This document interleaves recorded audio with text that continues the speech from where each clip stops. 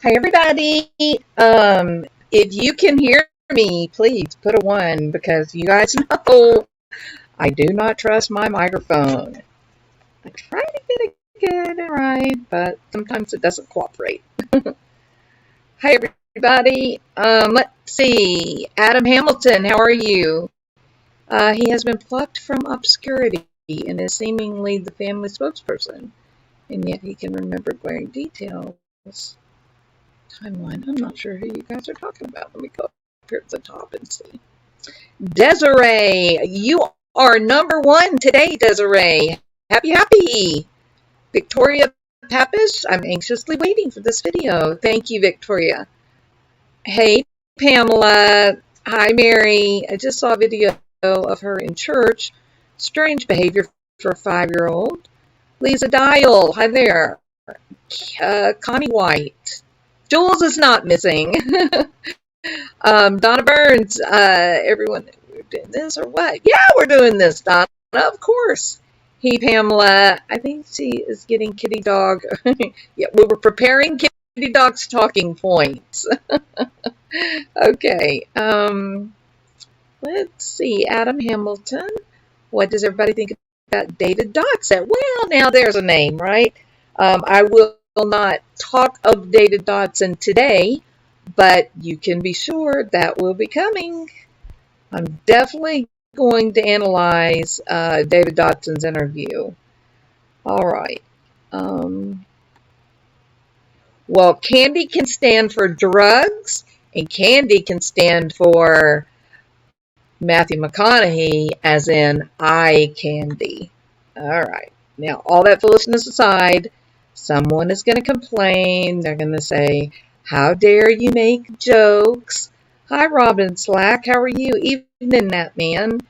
All right. Good evening, Teresa. So glad you're here. Hi, Coffee and Conversation. If my sound is good, can you guys put a 1, please? Make sure I don't waste everybody's time by speaking and no one can hear me. I guess I have to do the obligatory testing. 1, 2, 3. All right, that man can hear. Good deal. Thank you, Donna Burns. All right, so look, oh gosh, of course, the minute we start, we have a problem. Houston, we have a problem.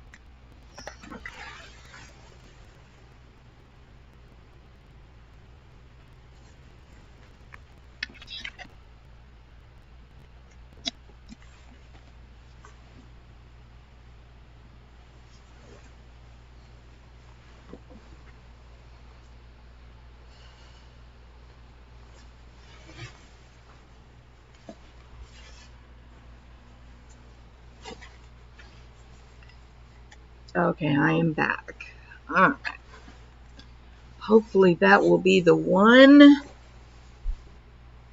problem that we will have for this thing tonight. Okay. And yes, this is not my normal time, is it? But that's okay. It's good not to be predictable. You gotta keep them guessing, right? Okay. Hope you guys can hear me. Okay, I think I'm ready to go. I think all systems are go. I feel like we're about to launch or something. Okay. I guess, did y'all see Sir Richard Branson take an airplane into outer space? It was, in fact, quite impressive for nothing except the launch. I like innovation. I like when people come up with new ways of doing things. And Virgin Atlantic definitely came up with a new way to launch into outer space. And it definitely solves one of NASA's decades-long problems, and that is that the takeoff and the re-entry basically destroyed their shuttle fleet. So what Virgin Atlantic put together bypasses that. So it's quite impressive. Now, of course, they were not technically all the way in outer space, and they did not stay for any length of time. It was really more of sort of like a extreme hyperbolic mission, but it's an incredible start. I mean, the whole point of it was, is there a better way to launch than using a capsule or, you know, a rocket or whatever. So anyway, if you haven't seen it, you should go look, because it is ingenious what they came up with, and impressive, and sky's the limit. He's got his eyes set on commercial space flight, taking citizens like me and you into outer space. Whereas, you know, my good friend Elon Musk, he's, you know, all about Mars. So that it's they're both focused on space travel, but two completely different goals. All right, here we go. And I'm having a little trouble seeing tonight. My eyes are not cooperating very well, so I have to be careful. All right, so Daisy White, how are you? I'm not going to do a roll call. We're just going to jump right in. Somebody's going to complain anyway that this is taking way too long for me to get started, so I apologize. Probably maybe try to edit this out. Okay, this is in fact a video that I have I've put off doing. I do want to give a disclaimer. And mods, if you guys will just like keep saying over and over and over in capital letters, you know, caution, this topic may be upsetting to some people because we are discussing morbid topics, things that happen to the body after death.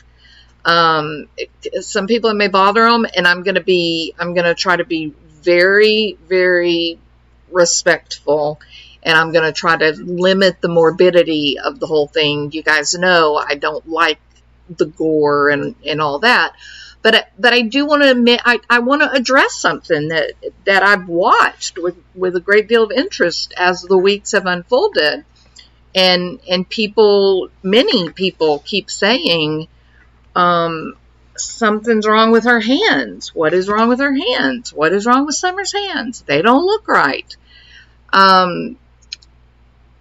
So I'm going to comment, this is only academic information. This information has nothing to do with Summer Wells or her condition in her final photograph. We don't know anything. The cops have not come out and said that Summer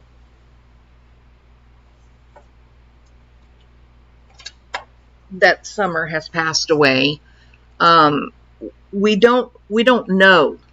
Okay, so if that's the case, if even the cops have not said whether they believe her to be gone, then how can I possibly be making a comment on her death?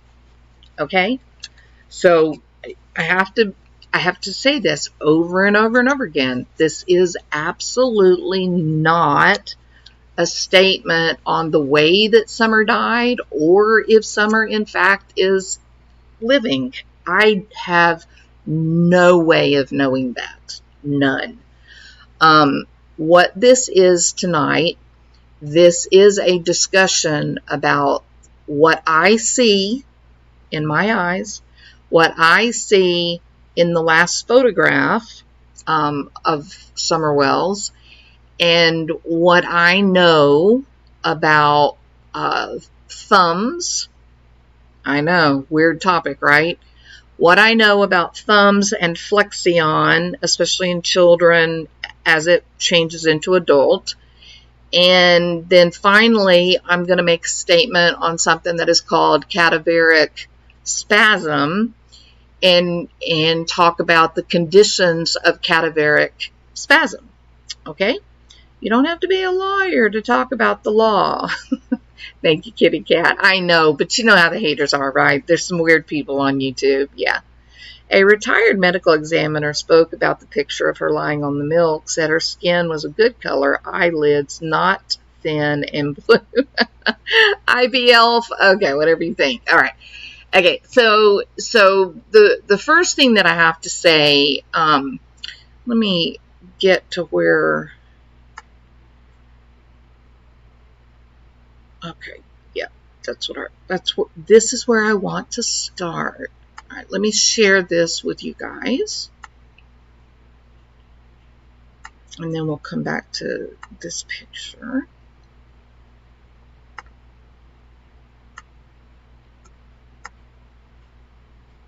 Share. Okay. All right.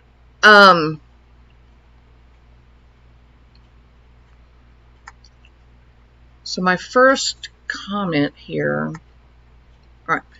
My first comment is this. Look at this video. Okay.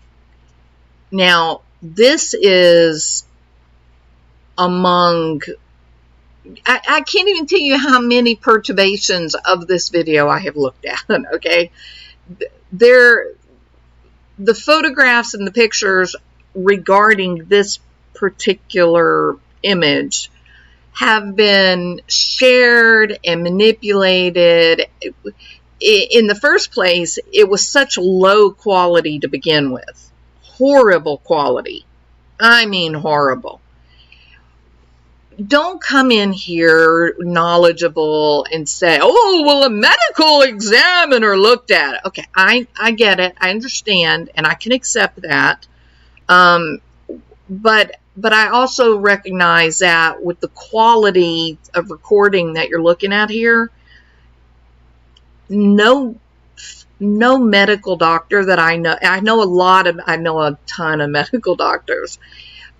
There isn't a medical doctor that would take this poor image, this poor quality image, and try to make a statement of death or life based on this this image. It can't be done. Okay. Now, the other night, oh my God, that was very Southern, wasn't it? Every now and then, my Daughters of the American Revolution betrays me. Okay. The other night, I used an image that had been, it had been touched up, shall we say.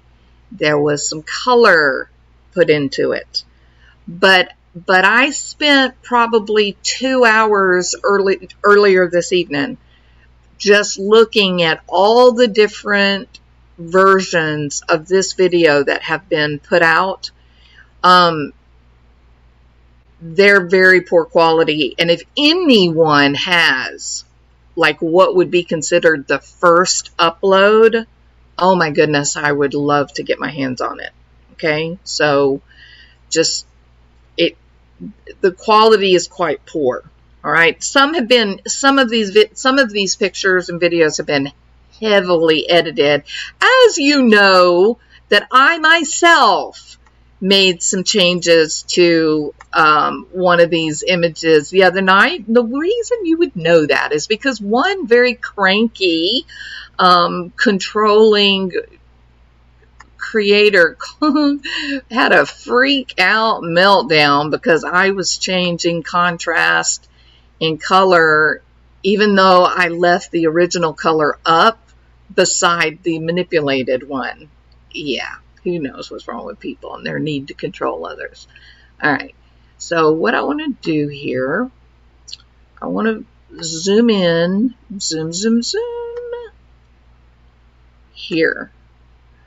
Now, that actually looks way too terrible, doesn't it? Let's do this. Let me get back down to a better quality here. Hold on. Yeah, it's a little bit better. Okay, now let me take a photo.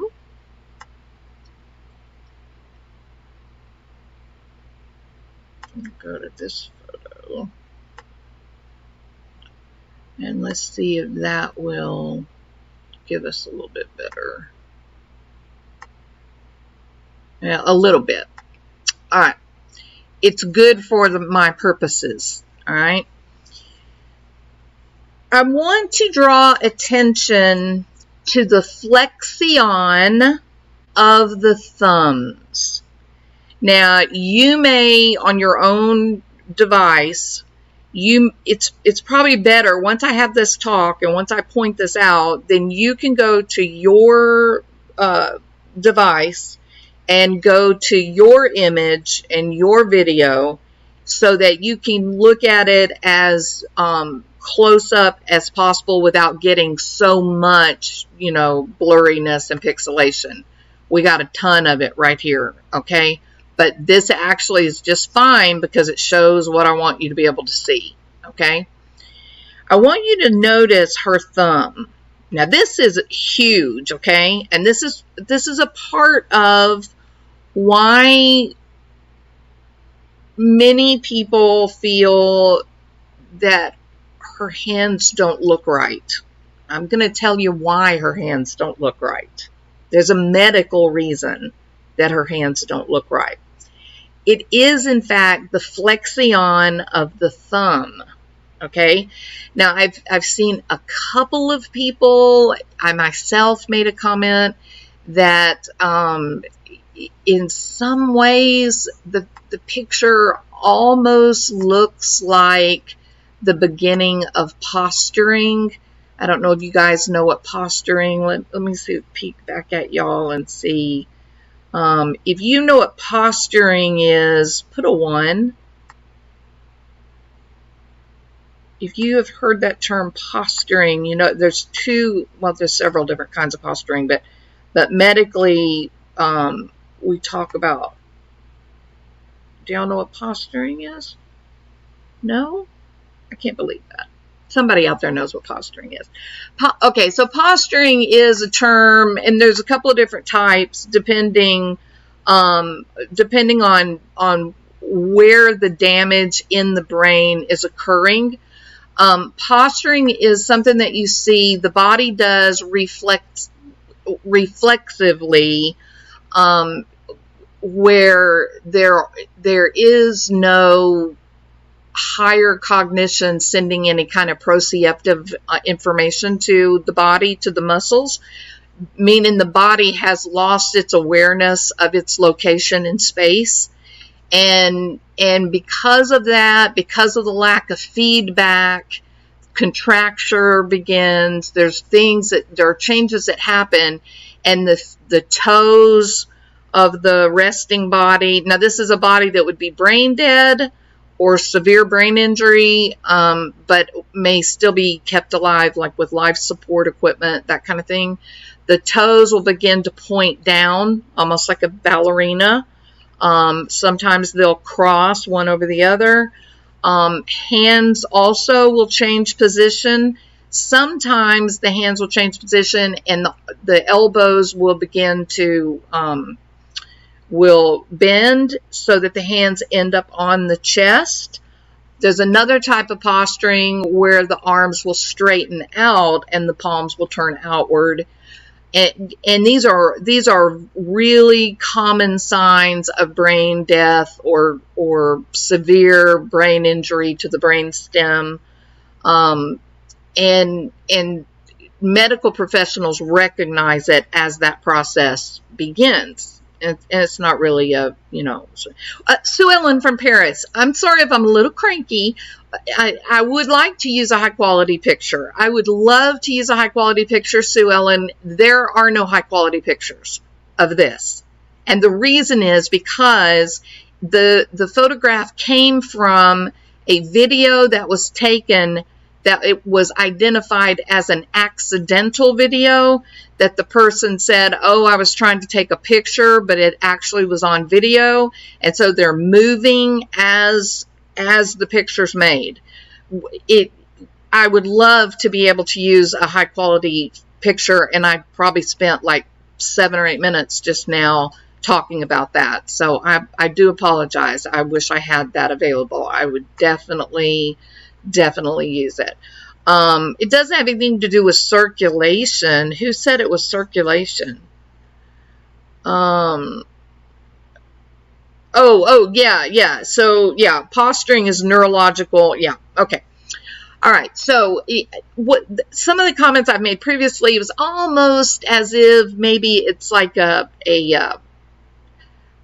some type of posturing that is process that's beginning to happen. But I don't know. That's really vague. It's an enormous guess, and it's just going to get people mad at me if I say it's posturing, so I don't want to do that. I am not making any kind of comment that this is that this young lady is dead. I am not. That is not the point of this. All right, so I'm going to leave 2 pictures here. All right. And this one I'm going to leave right the size that it is to avoid cutting down, to cut down on the distortion.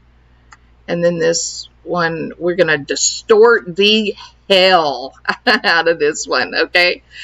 And I got some reasons for doing it this way, Sue Ellen, so just stay with me a little bit, and hopefully, you'll see my point.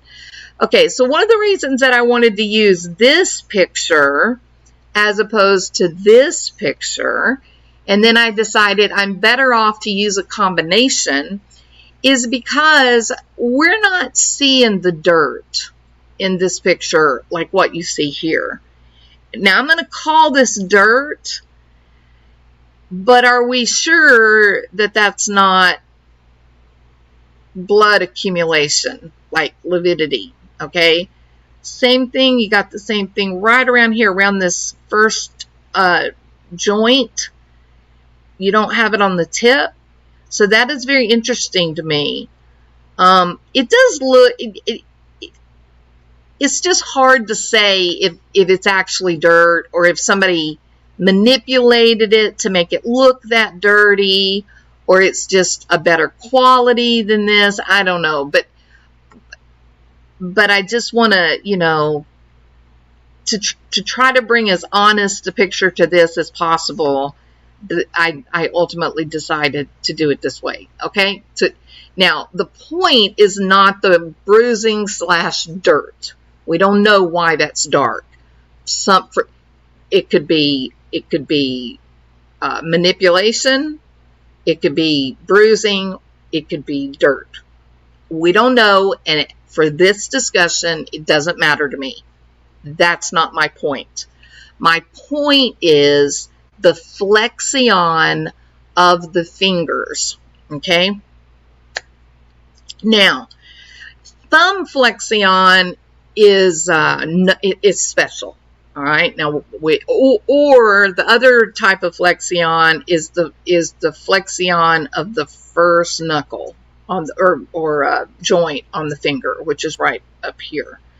Most people don't really ever think about flexing this first joint of the finger. Some people, especially people that are like double jointed, they can do it. Or where you most often see it is when there are contractures. Now, contractures can happen for a lot of different things. They can happen in the case of a stroke. The muscle can become static. It can happen in the case of damage to the tissue, like in severe burns or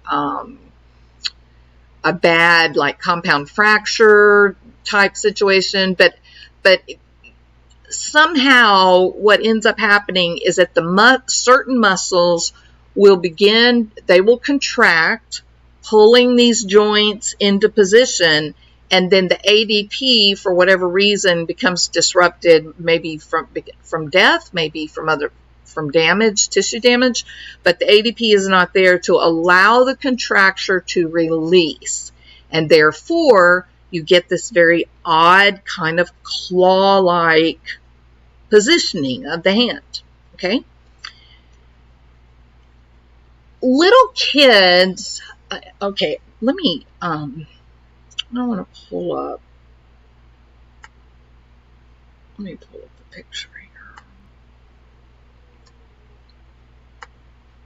And I appreciate you guys being patient with me, because it's a lot easier to do if you have a slideshow prepared ahead of time when you're using a lot of different pictures. So give me a second. I want to show you a picture real quick. It's got to be a real one though. Can't be it. I think this one's real. Let me make sure it's real. That one looks real. Let's see if there's a better one.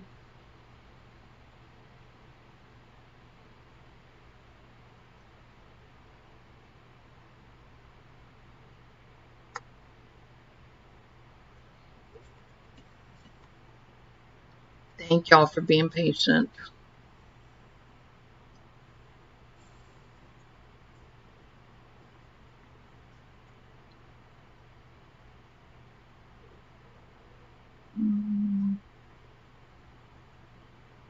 Here's a good one right here. Okay. Does she look like she's really asleep? Yeah, I think that's a good one. Open image. In new tab. Good. Alright, I'm ready. And I appreciate y'all giving me the time to get this pulled up for you so you can see what I'm about to talk about.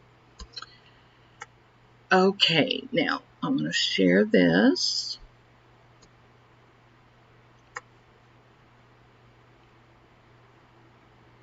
Where did my StreamYard go?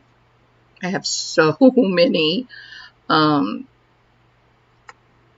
have so many windows open here. Alright, share screen. Share screen, share screen.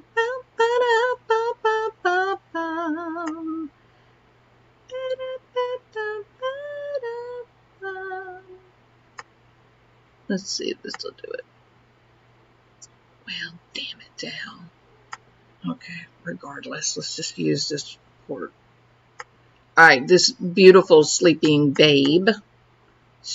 She or he is gorgeous. There we go. I believe that's a she. Okay. So let's look at this precious little girl. And remember, we're talking about, oh,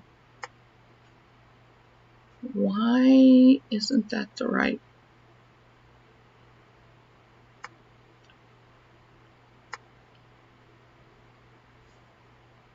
Okay, for some reason you're not getting the same hand picture I am. Let me start over. Share screen. And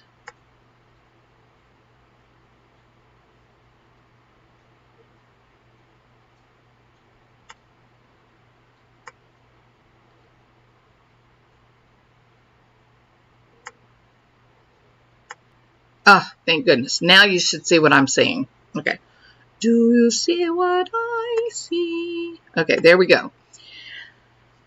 Okay, so let's look at this little baby. Obviously, she is an infant, infant / early toddler, right? And if you look closely at her fingers, her hand as she's asleep, you see that she has Flexion in her thumb and in all 4 digits. The 4th, 3rd, and 2nd digit, there's a lot of Flexion. First one, the pointer finger, not so much Flexion, but then the thumb's got Flexion. If I were to pull up a photo, and I'm not going to do this because it takes so much time. If I were to pull up a photograph of an infant who is fast asleep, then, and you can do this on Google, okay, just make sure it's not advertising, but that it's actually a sleeping child. And you look at their hands, those children sleep, even their hands will look like a fist, right? Now, the reason, and then as children grow, and what is changing as they're growing, what is the thing that is going to determine the hand position as they sleep or as they're resting? Muscle tone. As we develop muscle tone, we get stronger and stronger and stronger and stronger. The equalization for the muscles, both the pull and the give and the take, right? The push and the pull, the contracture or the release. Those two processes that make it possible to reach out and grab, a cup of tea. Those two processes, the muscle pressure or the muscle capacity, the strength capacity is equalized. And as it equalizes, your hands are more likely to lie flat at rest. Okay? Now, why is it that babies, when they're sleeping, little babies, infants, they look like their hands are like in fists, really? Okay? Most of them, the hand is fist and the thumb is out, which also happens to be the best position for sucking your thumb, right? Many, many, many babies suck the thumb while they're in the womb, okay? Now, this baby's a toddler, and you can already see her clenched fist in sleep is already beginning to normalize because she's getting stronger. Her muscles are getting stronger. She's getting more coordinated, okay? By the time our kids are 9, 10, 11, 12 years old, you walk in the room and they're asleep, their hands are usually fairly flat, either laying flat on the pillow, flat on the mattress beside them, or if it's upside down, the tips of the fingers may come up a little bit, but the thumb is not flexed at all. Okay? So that's the first point, that given Summer's age, we would not really expect that she would still have a lot of contracture as she's sleeping. It's not technically contracture when the babies are sleeping. It's just their resting state. The hand is naturally in a more like a ball. Whereas an adult's resting state, the hand is open. And then as we age, of course, as we age, we lose our muscle strength and we lose our muscle tone. And what begins to happen to our grip? Yep, we get contractures and our fingers begin to pull inward. Right? All right. So that, I'm going to leave that here. And now I'm going to go to, okay. So what you're seeing here, this is the way to start because it's just a drawing. Okay, and I'm going to give you guys fair warning. I'm about to show cadaver hands. Okay, if you don't want to see cadaver hands, please leave. I'm begging you. Don't attack me. Don't be mean. We're adults. Okay, I promise you, I have cut them down. That they're in good taste as much as possible. But it is in fact cadaver hands. So if you just are too squeamish and too uncomfortable, remember this is strictly for academic purposes. So if it bothers you, please leave. Okay, and I promise you tomorrow I'll put out a video that is fun and happy. I know, Victoria, I'm sorry, but tomorrow I'll put out a fun video about kitty dog or something. Okay, to make up for my very bad judgment tonight. Okay, all right. Now then, this is a drawing, a rendering, right?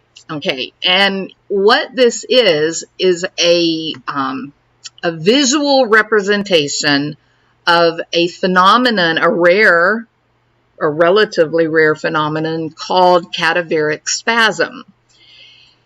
Now, for it to be true cadaveric spasm, there are some highly restrictive requirements for a medical examiner to make that actual, I don't think it's it's not a diagnosis. It must be, I don't know. But anyway, before they can, I don't know what they would call, I guess they call it an order. It must be part of the description in the order of death, right? So, but in order to do that, in order to say that the phenomenon of cadaveric spasm is evident, and then after they make that determination, then they have to, in their medical report, then they have to contrast it to the rigor mortis process that they're seeing in the person. So that it may be the restrictive requirements of actually defining or classifying a body as cadaveric spasm. It may be just because of how stringent they are on those requirements that makes it rare. That if medical examiners were given a wider band of just recognizing certain points and then saying, okay, this is probably cadaveric spasm, then it might not be as rare of a condition. So what is cadaveric? What is cadaveric spasm? Well, cadaveric spasm is an unusual phenomenon where, due to the nature of the experience of death, that the death was particularly upsetting, that emotionally the person was really overwhelmed, that they were possibly in a they were expending a great deal of physical exertion at the time of death. That because of that, and it is based on this idea of contracture and ADP releasing the contracture, that because the person was in such an emotional state, or they were expending a great deal of physical energy at the time of death, that there is an instantaneous lock on the muscles, that whatever the person was doing at the time of death, that there was no available ADP to allow releasing of the contracture. Right, so the person essentially is sort of frozen in time. I think one of the best analogies that I can think of would be like the bodies that were found in, was it Mount Vesuvius? What was the name of the town? Begins with a P. Pompeii. They went in and they found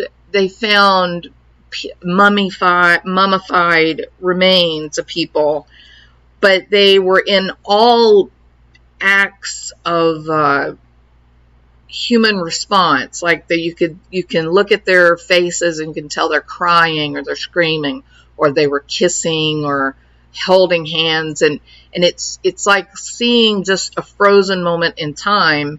And there have been some people that have talked about that unusual phenomenon that they've picked up from the eruption of Mount Vesuvius, that maybe it could be explained by cadaveric spasm.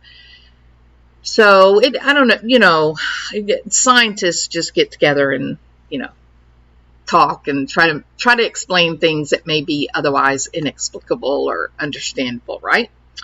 All right, now then, how do I want to go forward? You are welcome, Tiffany, but I'm telling you, I would imagine that there are going to be people that feel that this is not appropriate for me to talk about this, although it is science. So I don't know. Okay. Now, other words that might be used to describe what cadaveric spasm is might be postmortem spasm. Some people improperly call it instantaneous rigor mortis. It is not rigor mortis. It is a completely different phenomenon. Cataleptic rigidity And it's just, like I said, it's muscle stiffening or what we call contracture at the moment of death. And it is instantaneous, as opposed to rigor mortis that requires hours for the body to basically run out of ADP. So, because ADP is what is going to release that contracture. The cadaveric spasm, another thing that makes the cadaveric spasm different from rigor mortis is cadaveric spasm, it is much stronger. The stiffening is much, much stronger than typically what you see with rigor mortis. A little known fact about rigor mortis in children or babies is that the younger the child, the less likely that they will experience rigor mortis. Again, same thing with very, very old people. If someone is very old or they've been very sick and they've had muscle wasting, they don't have much muscle tone, they're not going to really go through rigor mortis the same as someone who would be of normal physical body strength. Okay, so the rigor mortis does depend upon the tone of the muscle. Okay, now, if extreme or intense emotion is connected to, theoretically, is connected to cadaveric spasm, then one of the types of death that it is often found in is in drownings. And I don't know, there's a lot of discussion among medical people about it, but it's this act of when you drown. I don't want to get too gross, and let me recollect my thought because I don't want to get too gross when I do this. The act of drowning is a fairly slow process, right? And as someone is drowning, they're naturally grasping for survival, right? As they're doing this, their ADP is being used up, right? And so they're actively, and remember, there's a lot of instinct, there's a lot of reflexes that happen in the process of death. And so in a drowning victim, because you're weightless and all those other things, the body seems to still be able to reflexively grab at things in exactly the same way as an infant. If you rub the palm of their hand, they will absolutely automatically fold their fingers around your finger, right?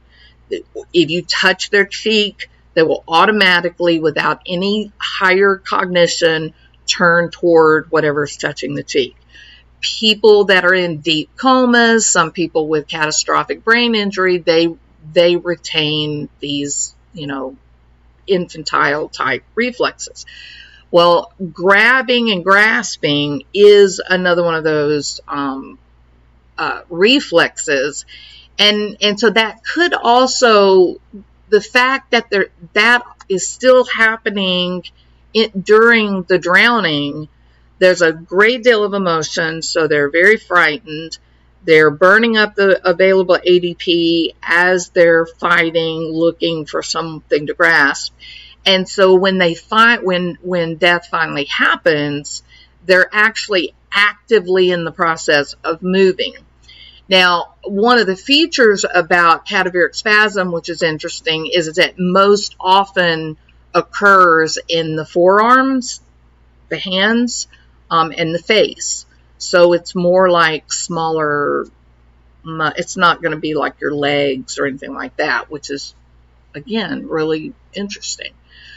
So I talked about the stringent conditions for the medical examiner to say, yes, this is a manifestation of cadaveric cadaveric spasm. Okay, what are those? Well, there's 5 requirements, okay? The first is the body part that they believe has undergone cadaveric spasm must be freestanding against the force of gravity. Most often that means that the hands were reaching out, and so even though you have the body and it may be lying on its back or its side, the hand or arm will still be out in the air, like it's reaching, right? That brings me to the unusual statement by Candace. Remember when she said, is her hand still up? Or is her arm still up? I don't know. That's a wild speculation. But is that what she meant? Was there something unusual about the way she was holding her arm? I don't know. This is me just speculating in a wild way.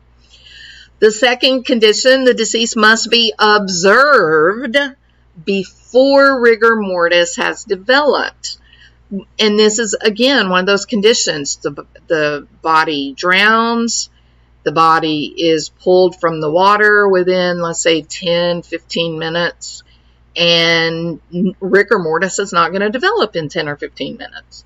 And so if you have someone whose body is locked into what looks to be profound rigor mortis, then it's probably cadaveric spasm, simply because there hasn't been enough time for rigor mortis to set in. Number 3, there must be adequate and continuous documentation. See how crazy this is? There must be adequate and continuous documentation of postmortem changes specific to lividity.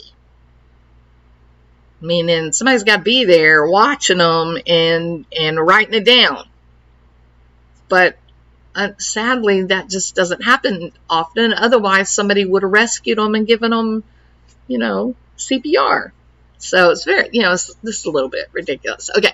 Scene of the death must be undisturbed before the examination of the crime scene, and no third party may be present at the death to ensure no manipulation of the body. Well, okay. Can we put our thinking caps on here? We'll be like Blue's Clues.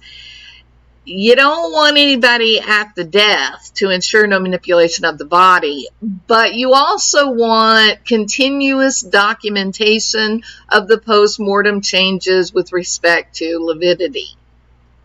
Yeah. So these are quite limiting, and some would even say impossible standards to be met. But pathologically, there is a notable difference between true rigor mortis and cadaveric spasm. And, the medical examiners, they're medical examiners. They recognize what is normal in the post-mortem period of time and what is not normal, right? Okay, so let me be careful. I am about to put some photographs up that you may not want to. Well, before I do the photographs, a lot of people are going to say, well, you need to explain this. Let me go through and do the differences between rigor mortis and cadaveric spasm, because there's always going to be some bozo who says cadaveric spasm isn't a real thing. Well, it may not be a real thing in the suburbs, but it is a real thing in medical examiners' offices, okay? Now, rigor mortis is basically the stiffening of the body muscles after 2 to 3, it begins 2 to 3 hours after death, lasts a couple of days. Cadaveric spasm is a rare form of rigor that happens in specific muscles, usually the forearms and hands and face, which were in a state of contraction, meaning they were being used at the moment of death.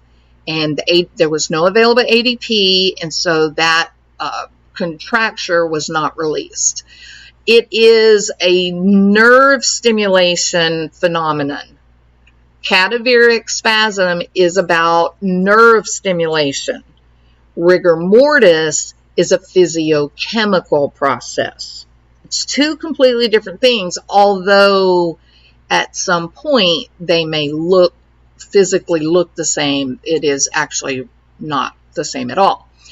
With cadaveric spasm, there is extreme or severe nerve stimulation, meaning at the moment of death, the person was overwhelmed. Rigor mortis is just a natural biological chemical process that happens as a result of the body no longer exchanging air and calcium. Usually rigor mortis will normally begin within 2 hours of death. That's variable, and some of that variability can be related to muscle tone and health of the central nervous system. Cadaveric spasm occurs immediately at the point of death, and the lock on the muscle is profound. Like they're in that position, and it's very difficult to break it. Like if the arm is extended up in the air, it's extended, and you can't really change it. What is very interesting, however, with rigor mortis, it starts a few hours after death, and it can last up to about 24 to 36 hours, right?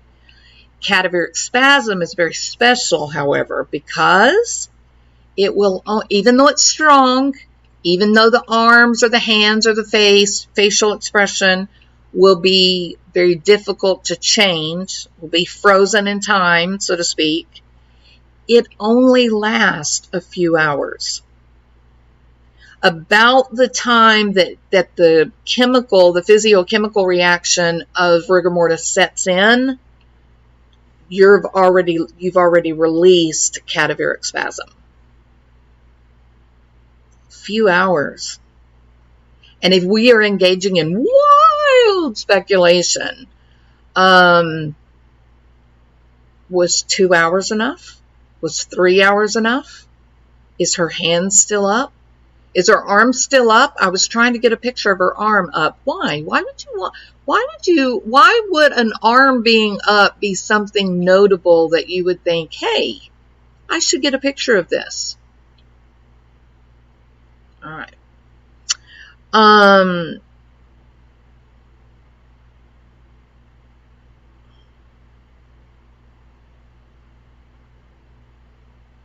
I don't think I want to talk about any of this out of respect.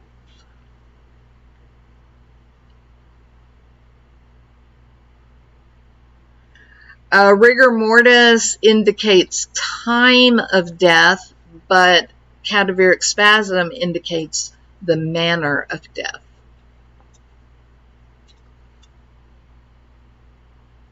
When there is rigor mortis, the body is cold. When there is cadaveric spasm, the body is warm. And in the case of rigor mortis, there is molecular death, but in the case of cadaveric spasm, there is not molecular death, because then it happens it happens from the moment of death only to about an hour and a half or 2 hours.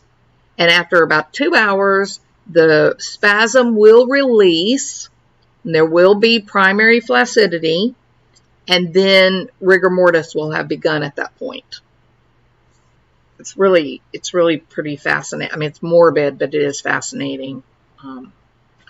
Okay, so I'm going to peek.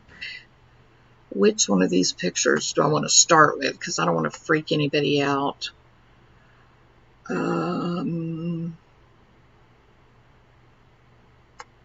I want to be really respectful here.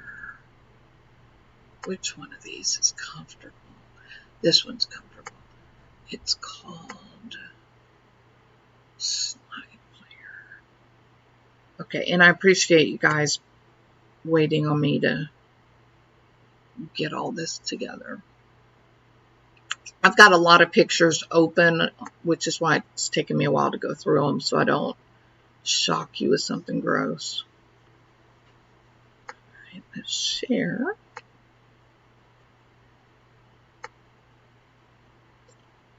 We got a slide player.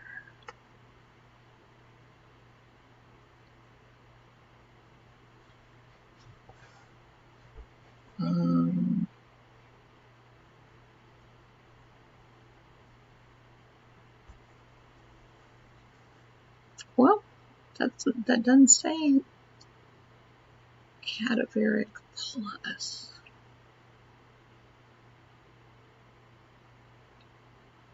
There it is. I found it. Okay.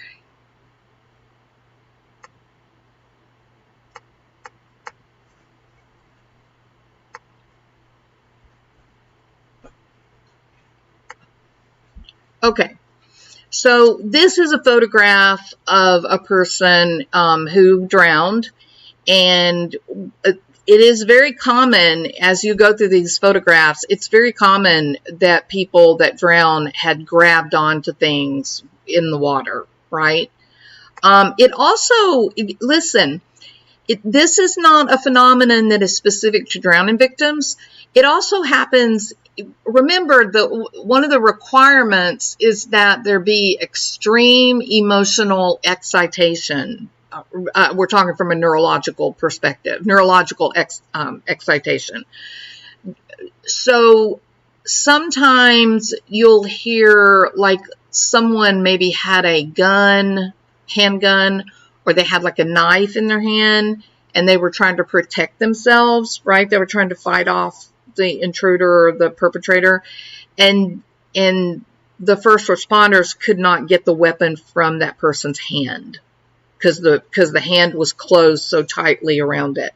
That is a function of cadaveric spasm, that at the time of death they were in great physical exertion. They were using their muscles. The muscles were in contracture, and then there was a great deal of raw emotion, and then death occurred, and the ADP release did not happen. So for a couple hours, that weapon or whatever is going to be stuck in their hand, and then after an hour and a half or 2 hours, then the hand will release, and then rigor mortis will set in. All right. So please note, as we look at this, please note that I'm trying to find. There we go. Please note the thumb. The first joint. First, there is the bed of the nail. And then there is the first joint, and you can see that it's bent, right? And then there is the thumb joint, which is, the second one that's the highest point on this picture. Pay attention that this is bent, that the first joint by the nail, the thumbnail, that it is bent forward. It's in contracture. Remember, for a baby, it's not really unusual to see a thumb in contracture at rest, but as we age, less and less will a body at rest have the first joint after the thumbnail be in contracture. It is a really unusual thing to see the first joint in contracture for an older child or an adult. It's not very common unless they're having a muscle spasm. Maybe they're low on calcium or potassium. Maybe they're dehydrated, but you got to be severely dehydrated to get that type of contracture. It's just not something that happens very often. Speaking of dehydrated, I'm dehydrated today. All right. I have other pictures here for the same type of illustrations.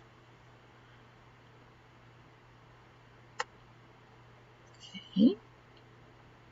Share. Again, I'm giving you warning. Okay, some of these pictures are not comfortable. So please don't be here if it bothers you. Okay?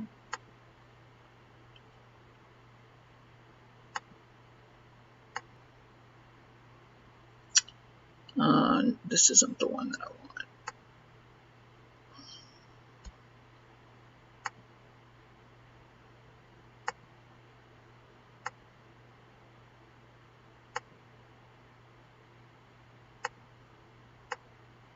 Okay. So here's another one. This particular picture was not drowning. It was another condition. The whole point of what I'm trying to get you guys to look at is that first joint above the nail bed on the thumb, right? On the thumb. Now there are other contractures happening here. I mean, you can see all of there's so much exertion that some of these fingers look in distress because they're so tightly. You can actually see bumps in the muscle up in the forearm.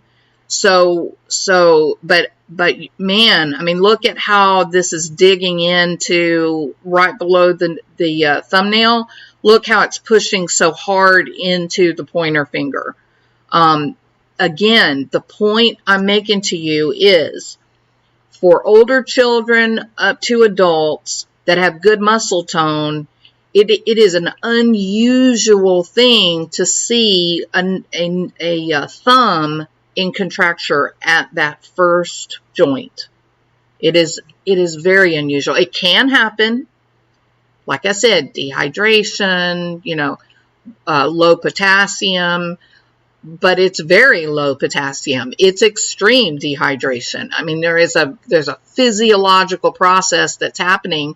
And if you're having contractures in your thumb, you are probably having Charlie horses that are hella painful, right? So it can happen. I'm not saying that it's impossible. Please don't say that I am. I'm saying it is an unusual thing to see, and I'm not making any kind of statement of what it means. I'm just pointing out what is true. Okay? All right, so there's another example of that bent first thumb joint near the nail bed.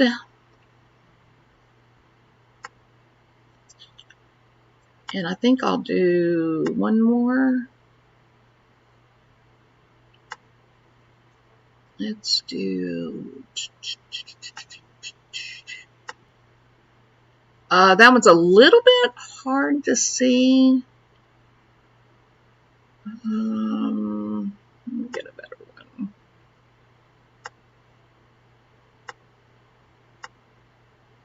I know this is pretty boring, and, I am sorry.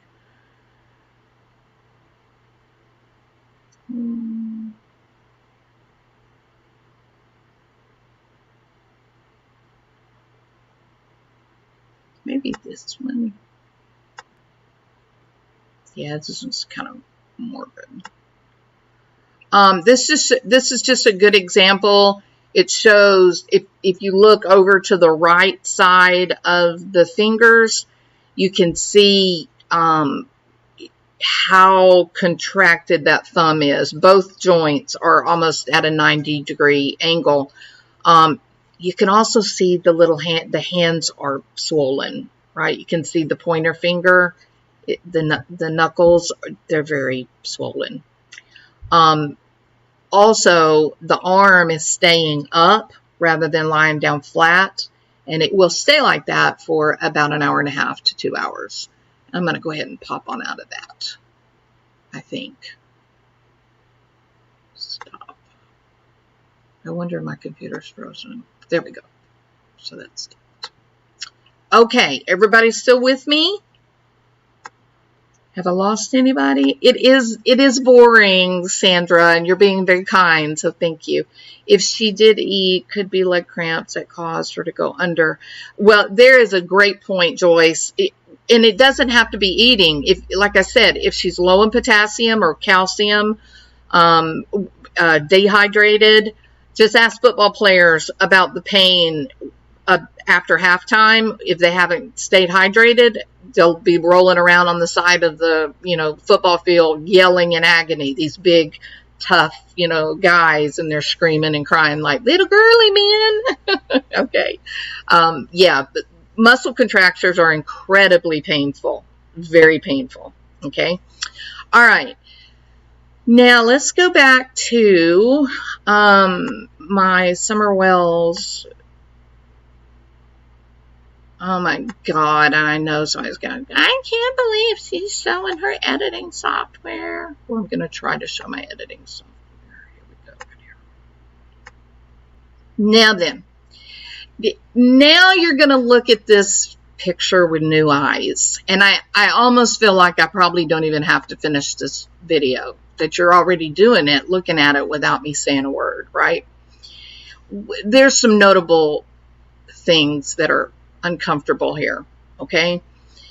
There is no doubt in my mind. Now, if you look at this picture that's on the right, let me make sure I'm sharing properly before going into a big long talk, and y'all can't see it. Yep, y'all can see it. Okay.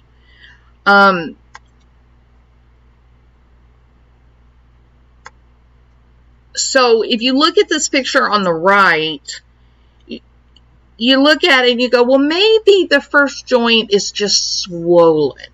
Like, how do we know that it's in contracture, that it's bent? Well, that's why I gave you this super zoomed in but highly distorted picture. Because with this picture on the left, you can in fact see, based on the L shape, right, of the bottom of the thumb, you can absolutely see it is bent at the first joint after the nail bed.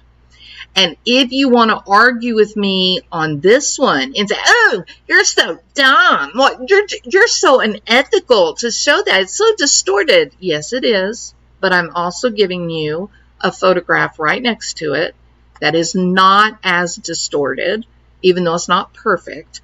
And you can still look at that thumb, her right thumb, Summer's right thumb, but on your left side. It is bent. And is it swollen? It definitely appears to be, but more than her thumb being swollen, I think that on her pointer finger, I think her knuckles and the bed of her palm, I think they are very swollen. They appear to be swollen to me, like notably swollen. Look at above the knuckle going toward the wrist. It's spongy. You don't even have to touch it to know that it's spongy looking, right? So now that we've looked at Summer's right hand, let's take a look at Summer's left hand. And to me, this is kind of like hard to really ignore. There is a phenomenon for people that are, let's say, in coma, traumatic brain injury, brain dead. There's some research with brain death that if you cause pain, and they do it by exerting pressure on the nail bed of the finger. It's really painful to press in on the nail bed cuticle area of your finger. And so often that's used trying to elicit a response when they think someone may be paralyzed or what, in a coma or whatever. There is a phenomenon that they can use nail bed pressure on the pointer finger, and it will cause a contracture in the middle finger. So that is what strikes me with Summer's left hand. We can absolutely, there is no question in my mind that her thumb is in flexion at the first joint past the nail bed. Her thumb is in flexion. There is simply no argument. It's there, bigger in Dallas, okay? But even more notable for me is that she is making that opposition, the pincher type grasp with her third digit. And I might be able to make this case that it looks like it's mashed flat together. But again, that would be wild I'm going beyond what I can really see, but it looks like it to me. It looks flattened, but it could be the picture and the distortion. It is not hard to see that there's thumb flexion, and that the pointer finger is rounded, and even the other fingers are pulled up underneath toward her palm. The same thing with the right hand. At her age and her level of physical fitness, to me, her fingers are uncomfortably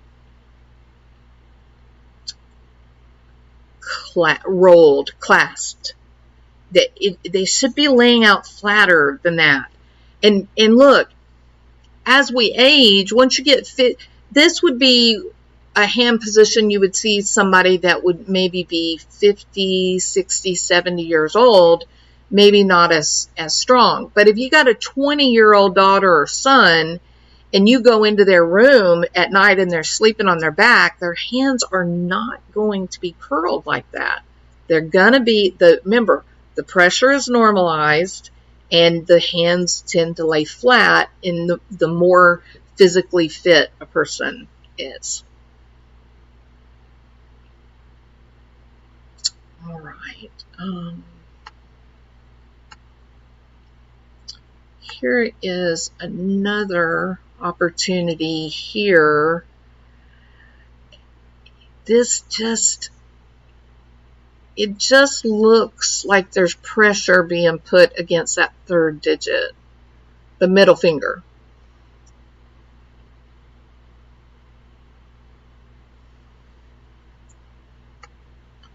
Please notice her nail beds are not black and blue or even really filthy in this picture.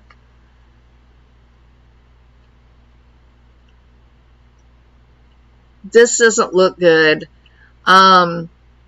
She does look like she's in Flexion, but this looks very, very swollen. And then do you see this bump here? The bump is right above, let's see, the bump being right above that first joint. Almost like a mosquito bite. Y'all see that?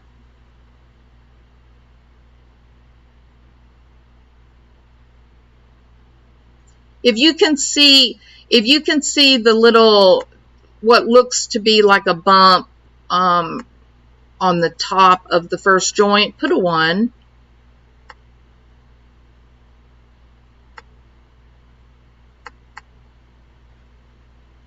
Yes, I agree, Controlla.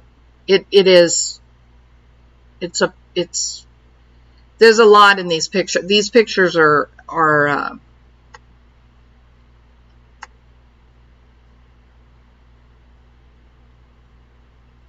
it does appear that there's been trauma. This is only my opinion.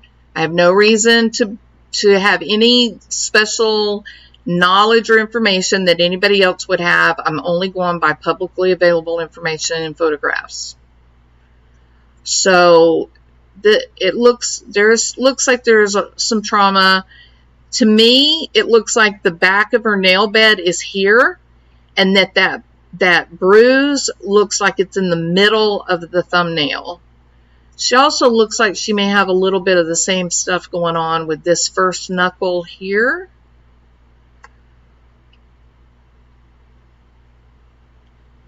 The left hand doesn't show. Well, it's a little bit here. But her, can I just say, and this is very sad, she was so thin, right? In some of her baby pictures, even just a year earlier, she wasn't that thin. But for whatever was going on in her life, she had just, her weight wasn't keeping up, with her skeletal growth. And for her to be so thin, her hand seems so swollen. You know what I mean? It's so that brings us to the next. It is so sad. Yeah, it is. Let's see. Who said that? Oh, Hoppy said, sucking your thumb can cause a bump too. Okay, thank you, Hoppy. All right. It's my opinion. I believe something is going on with Summer here, and always have believed that. Well, you know what, Tiffany? Notice the number of people that all comment and say, ooh, that photograph, something is wrong. And I don't know what's wrong in there. I can't tell. I don't see anything specific, but something's wrong. I feel something is wrong. Something looks off. What do you think the likelihood is that so many people perceptually are noticing something is off? There's a disturbance in the force, if you will. There is something wrong, or you wouldn't have the majority of people looking at this photograph and sort of feeling protective. There is something. We don't have any way of knowing, what it is, but I definitely think there's something there. I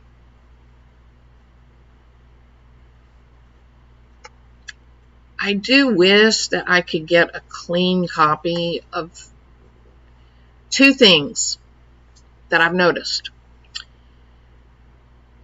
Some of these photographs have been manipulated and the hands are made to look very dirty, right? And there's some others too. There was a photograph where somebody had made her lips purple and blue, right?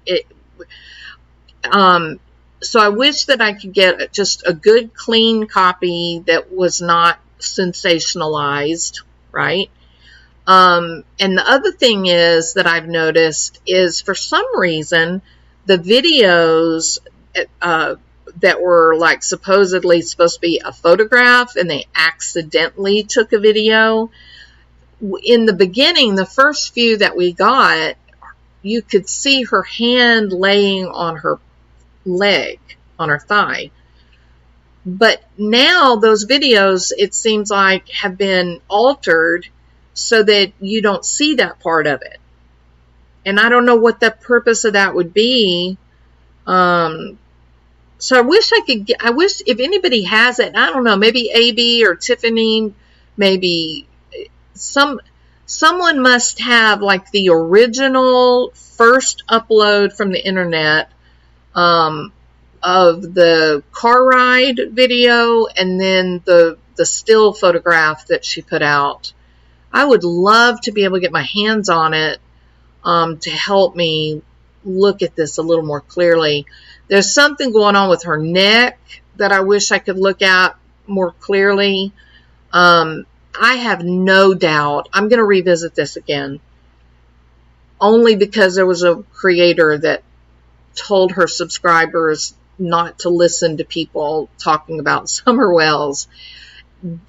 There is no doubt that this isn't a bruise. There is no doubt. And I've proven my position. One of the things that was said in comments was, oh, well, I noticed that you didn't say anything about the darkening on the other side of her head. All right, well, I did, but I'll do it again. This is down. There is a seat. By the way, they are in a Silverado 1500, a Chevrolet 1500 truck, and I'm going to show you. I've got the seats. I even know what year the truck was. I have the seats. I have the video of the seats. I have a video that shows the construction of the back seat, how it fits together. And the reason that I did that is because I want to know what in the hell this is back over here. Now this has been manipulated. This video won't open up all the way. I don't know who did that, but that's dumb. But If you've got the original video, please let me have it so that I can look at this properly. This is not a piece of wood. Okay, now Tiffany Marie, y'all listen, okay, because this is really important. This is not a piece of wood. This is not a 2x4. It's impossible. It's physically impossible. And the reason that I know beyond a shadow of a doubt that it is not a 2x4 is because of the construction of this seat. The way that this seat is installed into the truck. It actually, on the back of it, it has these slides, and you pick it up, you put it in, and then you have to put it up against the back end of the truck, and then lower it down into these little holders. So there's no pushing that back seat out of the way. Those seats lift up from the bottom in this particular truck. Okay, so but I have the video, Tiffany. I'll show it to you. I'll do a video with it or send it to you or whatever. So I don't know what this is, but it ain't a piece of wood. Also, when I was looking the other night, what I was thinking it might be was the headrest, which this was actually the catalyst that got me to looking for, well, what truck is this? So I can see what the dimensions are of the seat and the headrest and all that. What I originally thought was the headrest, and that perhaps this was like maybe some kind of cardboard sticking up in the back, or maybe like a plastic bag, like from the grocery store, maybe, that was hanging off of the headrest and down behind that seat, maybe. But it's going to have to be something really flat, like an inch or less. But at that point, when I found the seat, I could see the measurements, then I looked, that is not the headrest. It is way too big. Way too big. So there is definitely something weird happening over here. And I need to try to get the original upload so that I can see what it is. So we can look at it. We can see. You can see that this right here, I cannot open it back up to its original size. Whoever edited this video, they reduced it. I do have some other pictures. Let me see if this one has it. Hold on.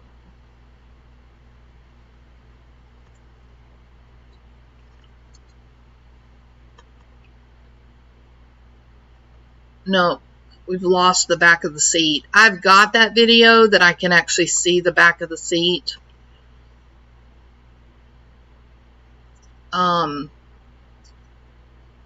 Okay.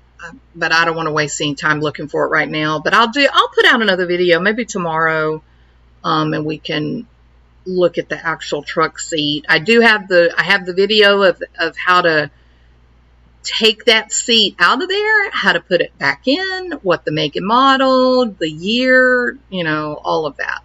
Okay? All right. So we're left with, I don't know why that's there. Okay, so we're left with a few takeaways here. And that is, regardless of whether there's distortion or not, I have shown, I think I have made a case for the unusual nature of Summer's hand position. I've considered her age. I've considered the healthy person, the healthy child her age. There are specific things that can happen that can create these contractures.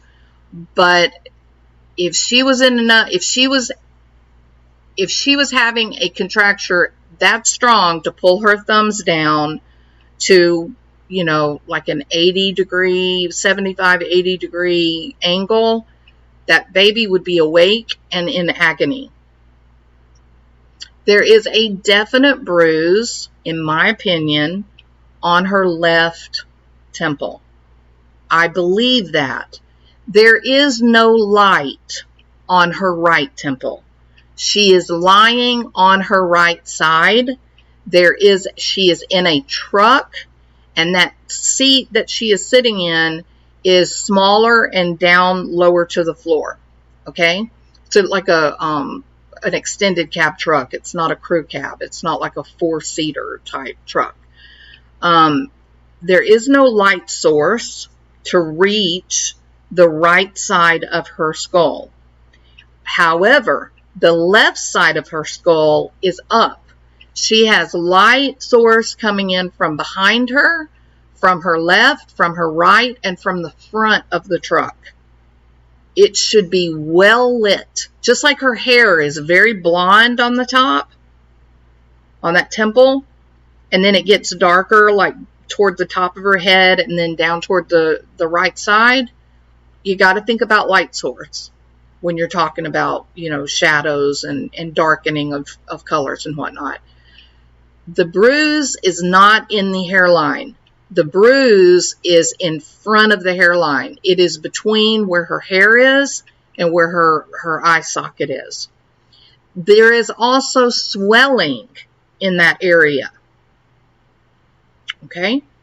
So there's a reason that you have a great majority of people that look at this picture of her or this video and they have this kind of gut reaction, instinctive reaction. Something is wrong with that baby. Her body position doesn't look right. Hey, look, we have all seen children fall asleep into like crazy positions, right? Kids they're so limber and they have they can sleep anywhere, and you can think, my God, there's no way that child is comfortable, but boy, they'll be snoozing away. That is not what we're looking at here. There's something else, and it is my opinion that we're looking at her hands, that we all recognize without knowing it. Hey, people's thumbs really don't very often bend unless they're grasping, intentionally grabbing at something. At rest, our thumbs are either straight or even going, up, right? By the time we become an older, kid. I saw something where somebody said not credible. I always like to see what the haters say. I had a hater leave me a message earlier today that talked about I was pathetic because I was a loser housewife who spent my video working my way to the bottom of a bottle of wine. I was like, are you okay? All right. There are a few spots on the picture that were edited. I feel that as well, Ice Queen. Yeah. So 2 hours, Candace and Macbeth and Summer were alone. So what did happen in that time? And why, Vanessa, why did she say, oh, I wanted to get a picture of her arm up? Is her arm still up? Isn't that odd? Did you ever see your child's arm up and say, wow, that is so notable. I need a photograph of that. Part of me now wonders, was Candace, let me say it in these terms. If Summer did have a drowning, as Macbeth suggested, or described, if Summer did experience a drowning, if she did in fact experience cadaveric spasm, and they place her in the truck. That's a direct quote by Macbeth. They place her in the truck, would it be confusing or interesting or frightening to a simple person, an unsophisticated person like Candace? Would it be curious to her to think to herself, my goodness, my child has passed away, and yet she's like frozen in place? Could that actually, especially if there were drugs or alcohol on board, would that be enough to sort of make her go, man, I need a picture of this. Dawn is never going to believe this. Or what's happening? I don't understand. Let me take a photograph. What does this mean? Do you see what I'm talking about? It's always bothered me that she said, is her arm still up? I wanted a photograph of her arm up. I thought to myself, how would it be cute in the position that we see Summer? What could be the different positions that her arm might be in that might be cute, endearing, that might make a mother go, "Aw, get a picture of that. That's so cute." What could she have been doing in the position that she was lying against the milk jugs? Right? Now I'm wondering,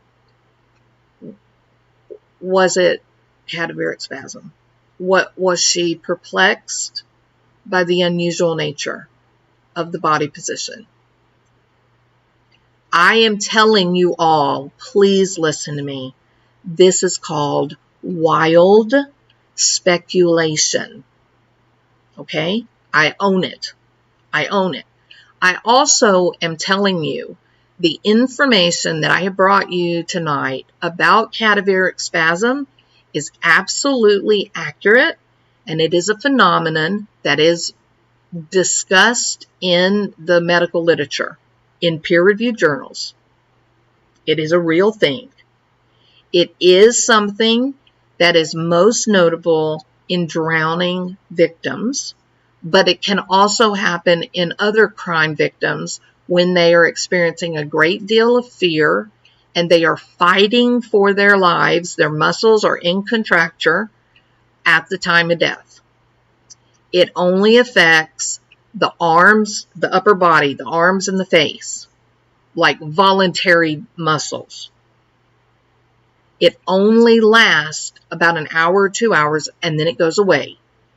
And if we consider all the facts as they are, whether it's facts about cadaveric spasm as an academic topic, or the facts of what has been reported by Candace and Macbeth, how much missing time did they have? Was this 1.5, 2 hours? Was this trying to figure out, oh my God, what has happened? Why does she look that way? And what are we going to do about this? Wild speculation, okay? I know that the cadaveric spasm is good, accurate, medically based, academically based information. I know the developmental sequence and physical therapy is explained it to me about the children and their thumb contract or flexion. So all I'm doing is I'm taking the good academic knowledge related to physical developmental growth and cadaveric spasm, and then I'm taking what we think we know as reported about Summer. Does it match? Is there a story here that you don't have to push too hard to get there? It seems very odd to me that as one learns these facts, they seem to be almost a puzzle for some of the things that were previously confusing about the story about Summer. For example, is her arm still up? I want a picture of her arm up. Why? What was so interesting about her arm?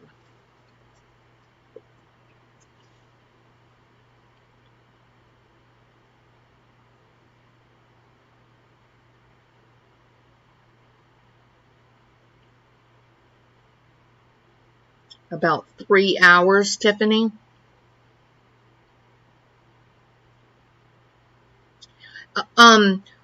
Tiffany, I know you know this more. I mean, better. You and AB have just done so much work. The swimming video. Do we know that was at around noon, or was that the upload time?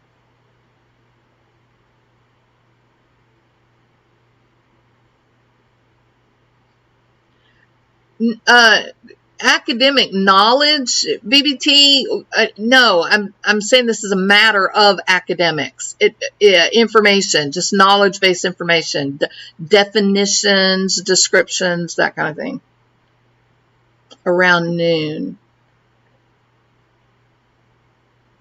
and then got dropped off around 3, which would have been enough time. And then the cops were called around 6, right?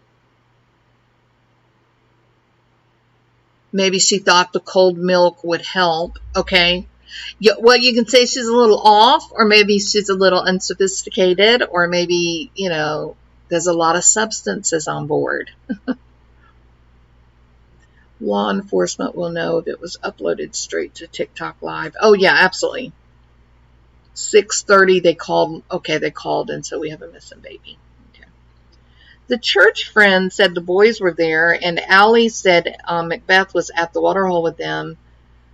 That was a lot of people in the vehicle, but yet again, we only have Summer in the back.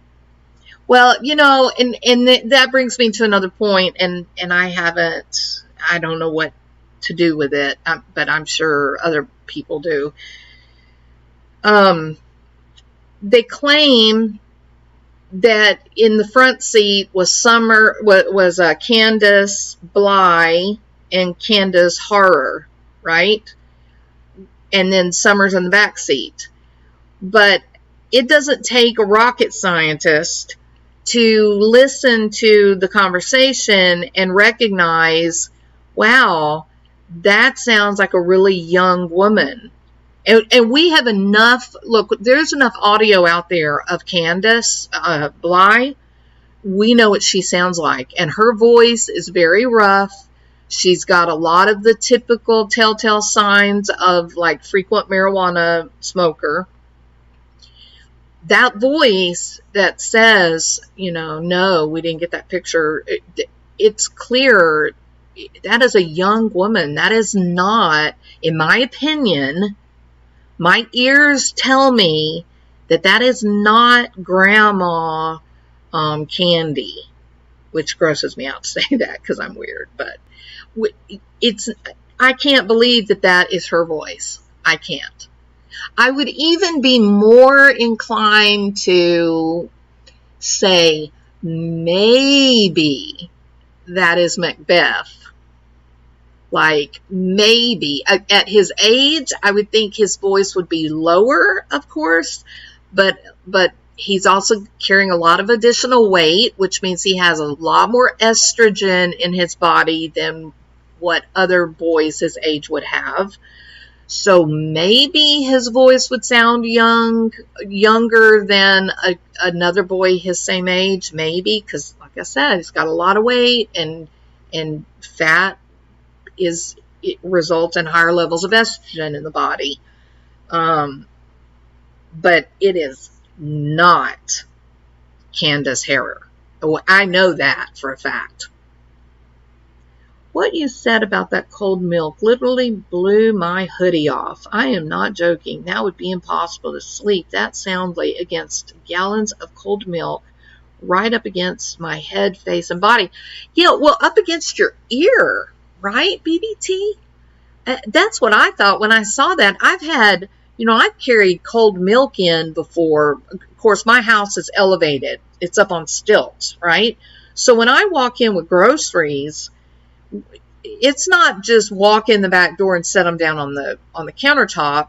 It's walk up some stairs, walk in the door, walk up some more stairs, and then walk probably another 20 feet to the kitchen. Well, by the time I get there, I'm in physical pain from holding that ice cold milk jug. So I can't understand that baby could be lying against that milk in that fashion with her hair cut that short, no kind of buffer between the actual skin and that freezing cold milk.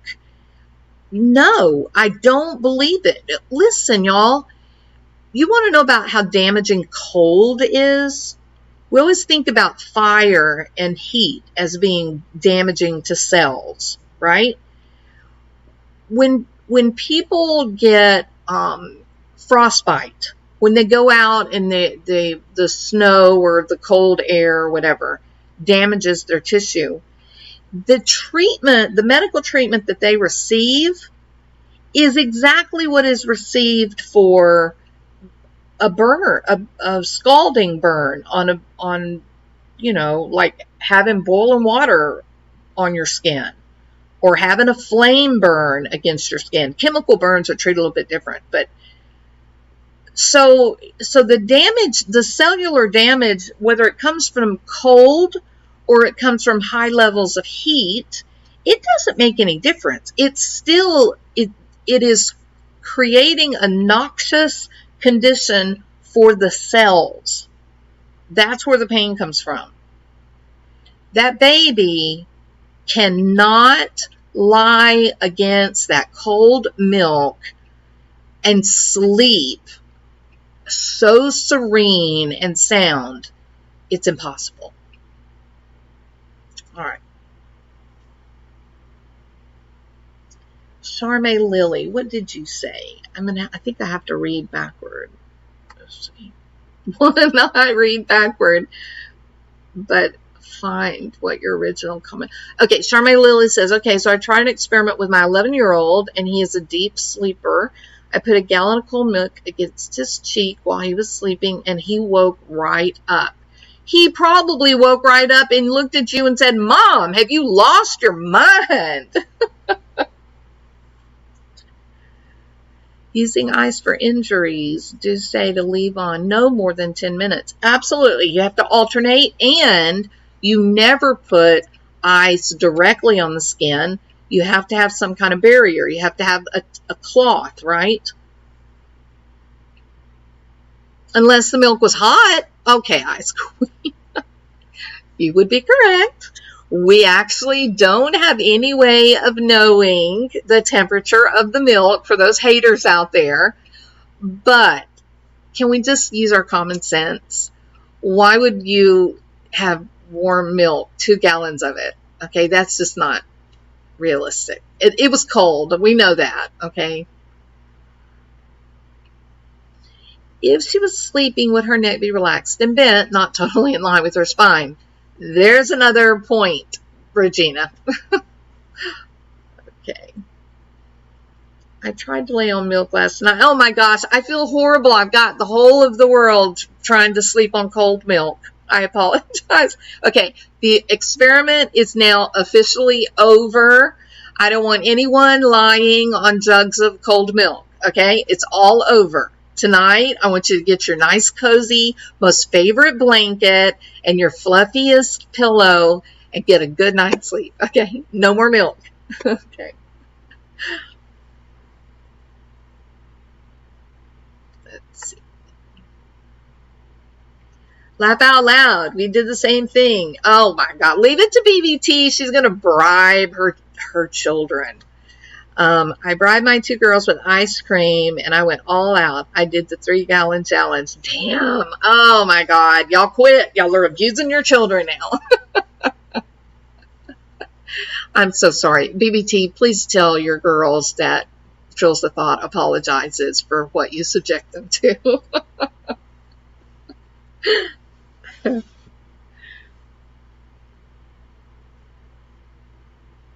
Yeah, Charme, they don't sell warm milk anywhere. Yeah, that's not right. In fact, if milk in a grocery store goes below a certain temperature, they have to throw it out.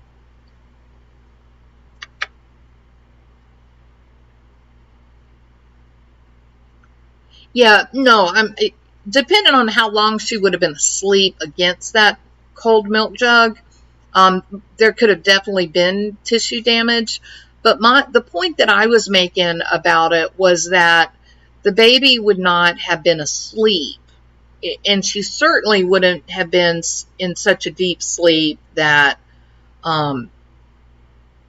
she laid there against that cold milk with no... I mean, it defies logic to look at it. It just doesn't. And in the investigators, I will challenge you people. I hope you guys will sleep on a gallon of cold milk tonight and see how well that works for you. I hope you'll call your medical examiner and ask them to talk to you about cadaveric spasm and the fact that you've got a child who has got Flexion at her thumb while she's supposedly asleep. Just see. Now that brings to the last point that I did want to make tonight. I'm glad I thought about it. Here's my last point. I'm sorry, I'm drinking water because I am so dehydrated today. We get a lot of, we being creators, Tiffany Marie and AB and whatnot, we get a lot of comments from haters, people from certain channels that have been basically dog whistled into coming over and, you're so stupid. You think the detectives don't know what you know. They're smarter than you. Okay. No one said that we know more than the detectives. That is not possible. Okay. We're having a discussion. We are all taking our various experiences and training and given our little piece of the puzzle that we know about, and we're educating each other, and that's just increasing our level of awareness and worldliness that things have a different level of comprehension to us, right? Nobody's solving this case, and more important, we are not going to have to stand in front of a jury and convince a jury that the things that we are discovering and discussing are accurate beyond reasonable doubt. We do not have to meet the standards that are set forth by the Constitution. We do not have to adhere to the civil protections that a court of law does.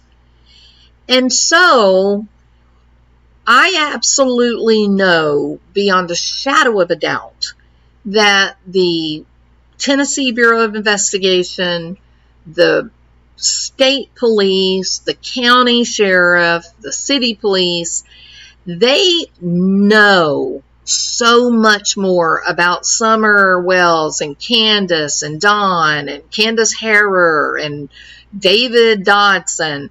They know about these people. They know the most intimate details of those people's lives. It is not that they don't know any of this and we're discovering it because we're so much smarter. That's just foolish. Here's what is likely happening. They have to consider the protections, the constitutional protections. They have to consider the limits of the law. They have to consider double jeopardy. Do we have enough here to go to court now and win this case? And I can tell you right now, prosecutors in this day and age, they don't want to go to trial without a body. Think Casey Anthony. That was the most shocking thing imaginable, that girl walked free. Why did she walk free? Well, because the jury said, or some members of the jury, that they felt without a body, that there was reasonable doubt. I think they misunderstood that term. I think that the judge maybe fell down on the job and didn't adequately describe beyond a reasonable doubt. But for whatever reason, without a body, that establishes a condition that can make regular people, just good people living their lives, it can make them say, well, wait a minute, we don't even know if they are dead. Like, why are you talking and saying somebody's dead? We don't even know that they are in fact dead. And people misread that as reasonable doubt. That, in fact, is not reasonable doubt, but that's how, unfortunately, some of them experience it. So, just because the cops have not yet made an arrest, it doesn't mean that they don't see exactly what we are seeing. Just because they are not arresting people left and right, it does not mean that we are going to solve the case and we know more than they do. That is silly. That is foolish. We are having a conversation. We are only taking what is publicly available information. And honey, that is like a iceberg, where you only see 1/10 of the iceberg. 9/10 of the iceberg is hidden underneath the surface of the water.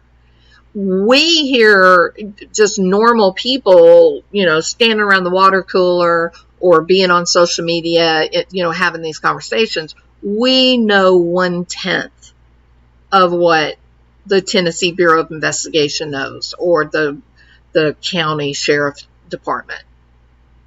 But we are not going to court. We are not making a case trying to put someone in jail the rest of their life. Okay, that's what law enforcement, that is the goal of what they're doing. First of all, we need to find this baby if there's any hope at all that she's alive. And second of all, if she is not, then we need to hold the person responsible that harmed this child or set up the conditions of her death. That person needs to be accountable to a court of law. And there are rules that govern the court.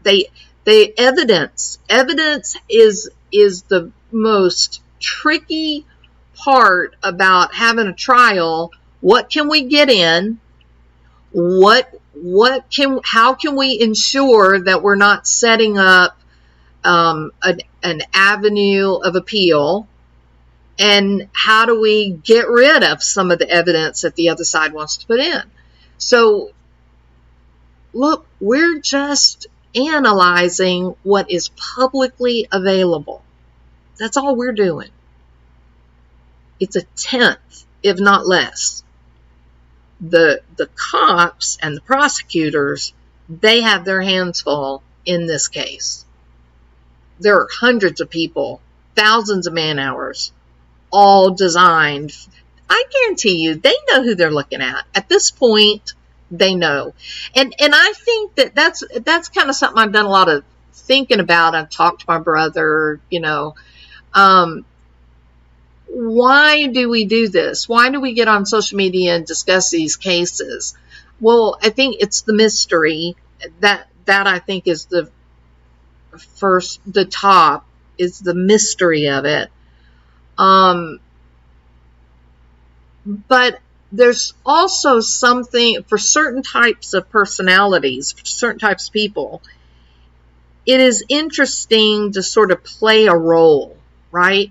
So to take the publicly available information about the actors that we know about in these crimes and to try and just come up with our own mindset. Well, I bet this is going to happen. I bet that's going to happen.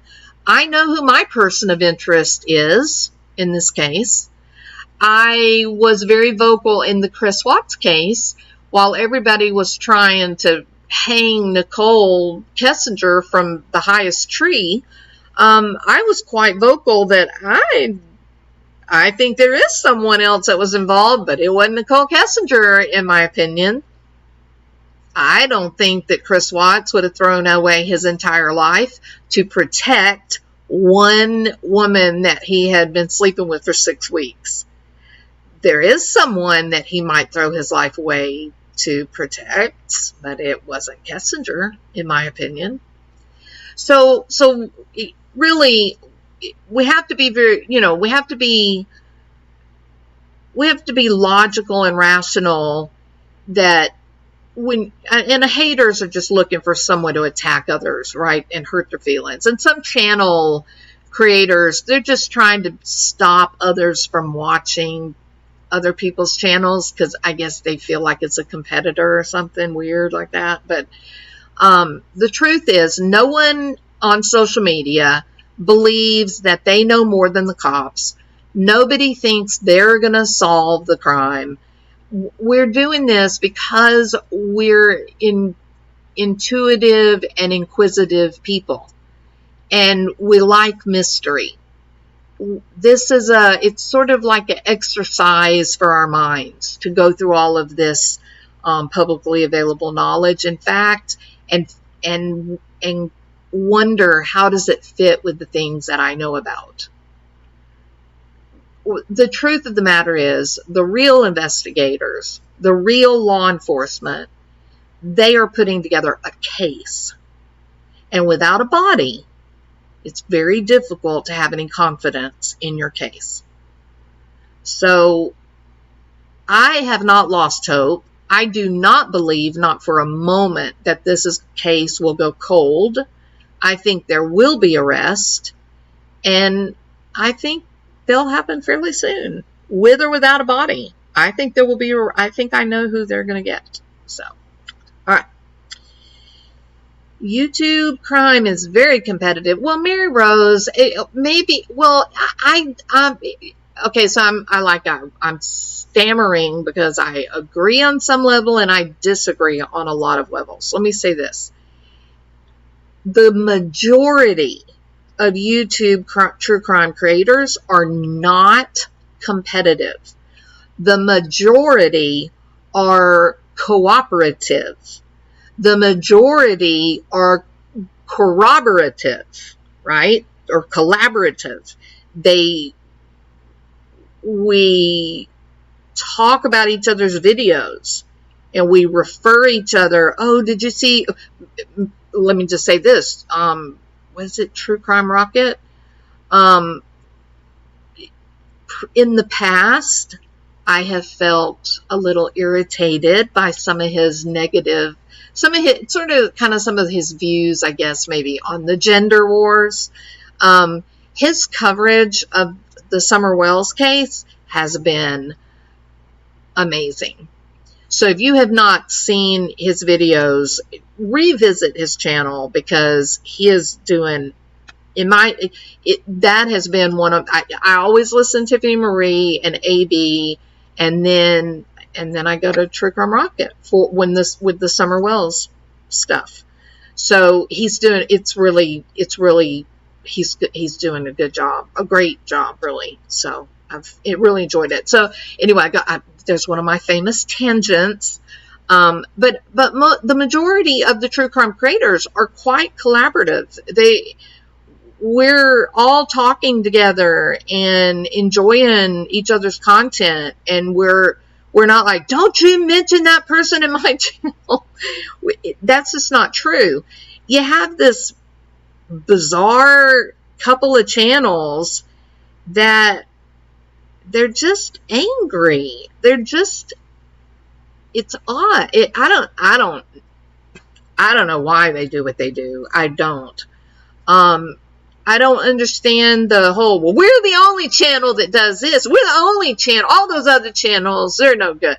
I don't get all that. But it may look like it is competitive, but that is not competitive. That's not competition. That's personal. Okay. No, the majority of the creators in true crime are very happy to get along and, you know, share information. At least that's been my experience, you know. So, all right. And, you know, I want to be fair here. I try really hard to be fair and open. Would I feel, let me see, would I feel differently if this was my job?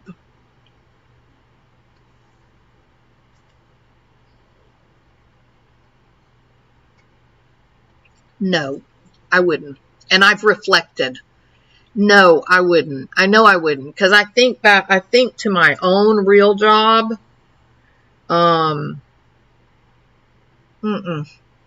No, because people that work together in teams are always more successful. Always. Much better to have, you know, 3 or 4 experts on a topic catching each other's mistakes or bringing in additional insight than to have one expert who's just protecting their ground. I mean, it's not even any comparison when you're talking about the level of quality of content or quality of work. It's not even any. So, no, I don't think there's a lot of competition. I think it's a few. AB ticked me off the other night. I hope he steers clear of that kind of content in the future. What does bashing other creators solve? Well, you know what, Beagle Mom, I'm with you. I am. Also, as a person who has been targeted by a really bizarre I don't even know how to say it because I don't want to bash anybody. But this person is strangely, well, this person doesn't like me. That's the best way to describe it. There's no other way to describe it. I think they just basically don't like my personality, right? But what I don't understand is if you don't like somebody's personality, why do you spend so much time watching their videos and talking and thinking about them? That is very strange, right? I mean, there's plenty of people that on YouTube, creators, that the way that they do their channel is just not a good fit for what my personality is.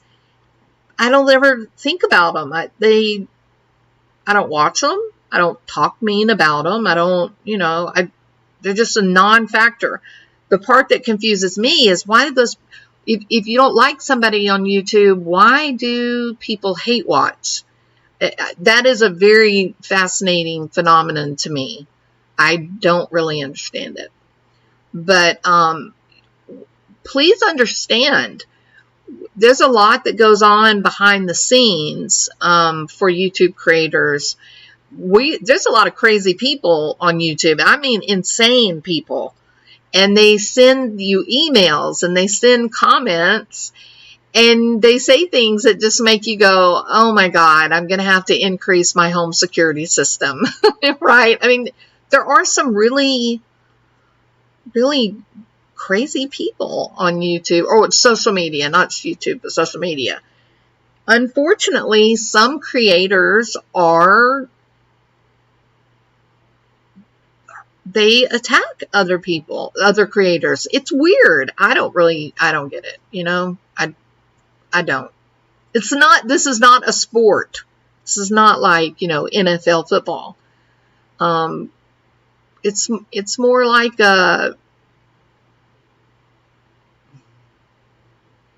it's more like, you know, a college newspaper. You're just trying to learn all you can about a particular topic. In our case, this true crime stuff. When we have a case that comes up that we really it captures our attention, then everyone is looking for information and we don't mind putting it out there for everyone else to learn, right? That's the name of the game. But this one particular odd creator, no, you can't put anything out there unless it's just what, you've read in the newspaper. It's very hard to understand. So I don't know what went on with AB. I don't know what happened that you were disappointed in. I don't know what that was about, but I am the first one to say, I know that creators can be targeted and they can get really ugly emails, and they can have threatening things happen to them in their life. And I don't know if maybe this person he was not happy with, maybe this person has been going real life with him. I don't know. I don't know what it is about, but as far as the true crime coverage of the Summer Wells case, I think that Tiffany Marie and AB and True Crime Rocket, great job. Another one, Unmasked. I don't know how I left Unmasked out. I always watch everything Unmasked puts out. Yeah.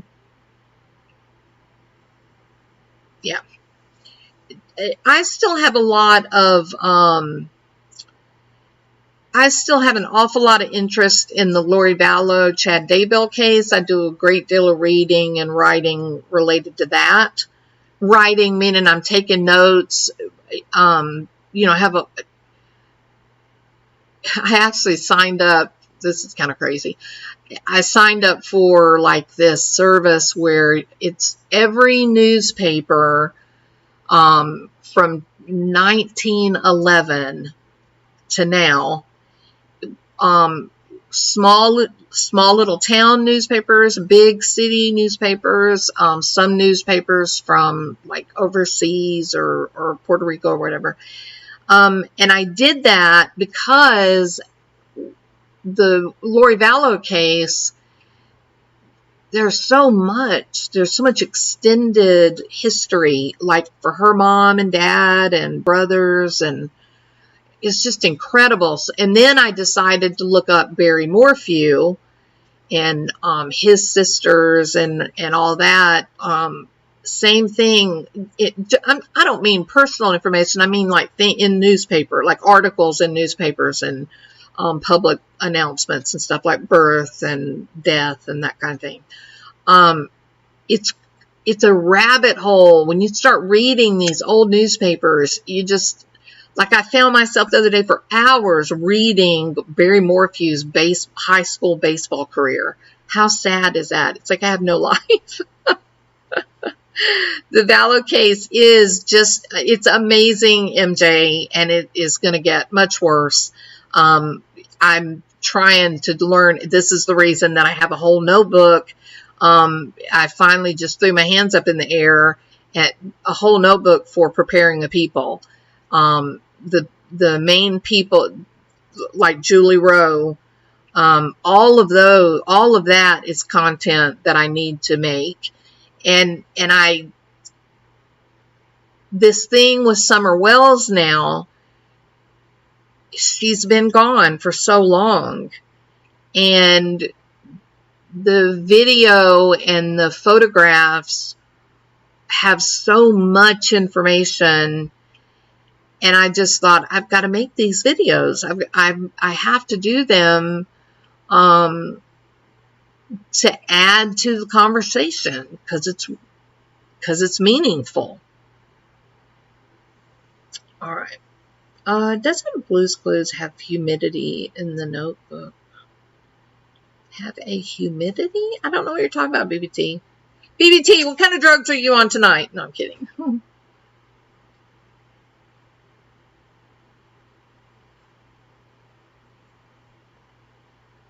Well, yeah, Bridget, that no one has been cleared. We are all people of interest. And don't forget, Candace Bly has been called back for a second lie detector test. She failed the first. Even though Don Wells says, oh, we all passed. Remember? So I think, I'll call it right now, like a horse race. I think Candace Bly has a big problem on her hands. I think things are about to get very difficult for Candace in terms of legal problems. I think she'll be the first one to be arrested. That's my opinion only, speculation only. I have no additional information that any of you don't have. That's only my thoughts. My bozo voice. I can't! I'm scared! I'm scared! For some reason, at my house, my husband had been screaming at each other, just playfully, like across the room. He'll look up and scream at me, I'm scared! I'm like, no, I'm scared! Candace had sat on her face. Oops, that rolled by very quickly. Candace had sat on her Facebook page, bashing others and putting up dirty pics of them instead of pitching a reward fund. Oh, Bridget, such a good point. Yes, very good point.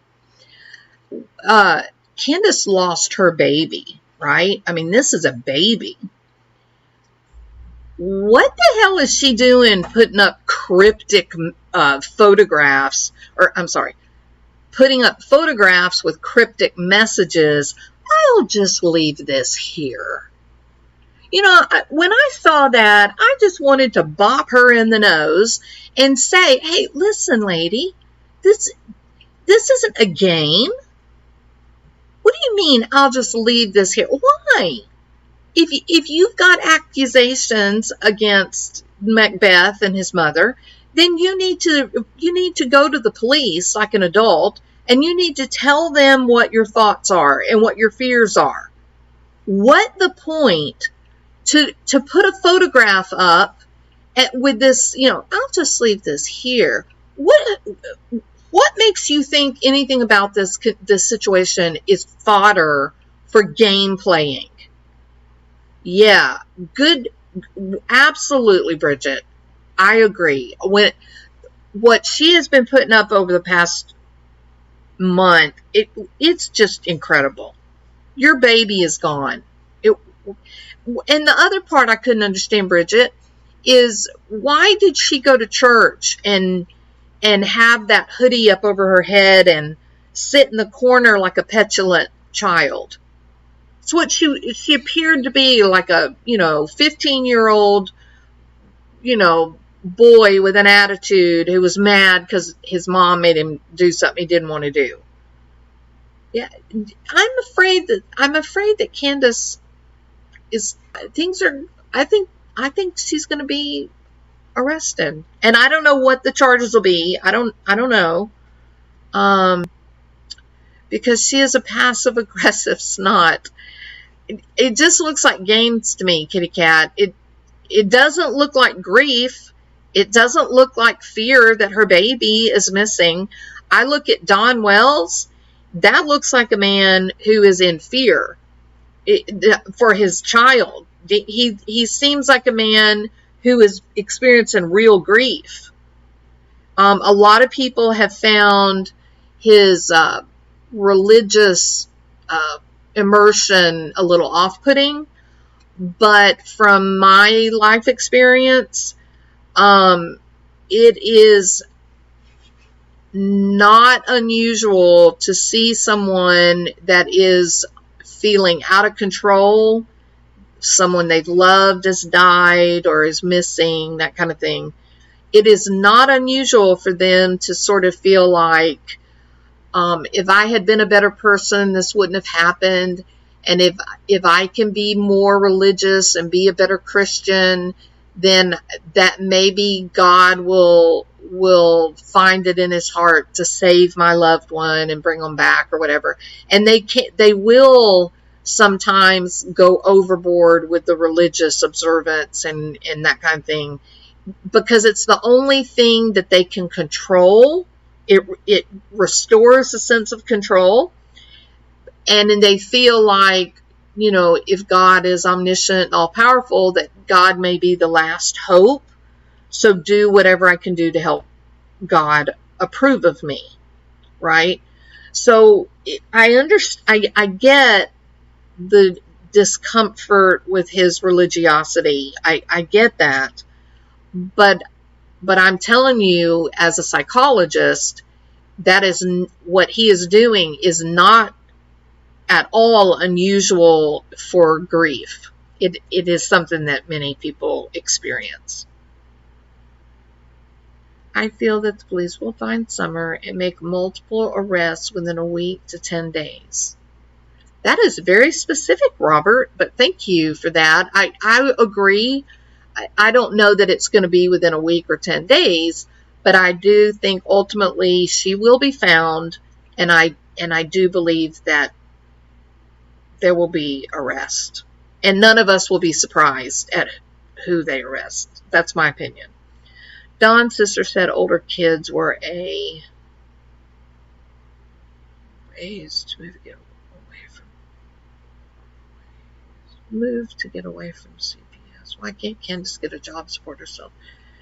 They are poor. Why is she driving a nice car? Well, there are many questions. Yeah. Jules, you don't sense that he knows more.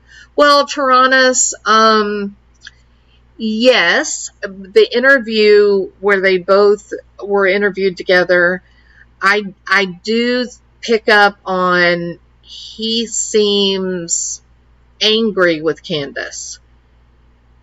I do think I think I think he is involved as far as a cover-up. But I do believe that the grief, it strikes me as legitimate. And look, I'm not about casting judgment on people. I am not God. I'm not a judge. I'm not a jury. I just try to understand people, right? That's my whole motivation, is to understand people in general. And I think that for Don, if he was not instrumental in the harming of Summer, if he was not a part of that, but then they called him in to help clean up the mess.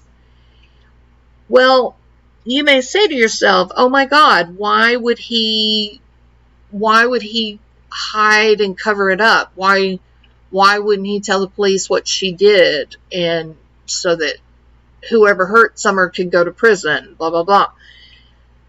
Well, you got to think about it from a realistic point of view and not from a bully pulpit where, you're the perfect person who makes all the right choices and you're guided by law, Let's be realistic. Our family is everything, right?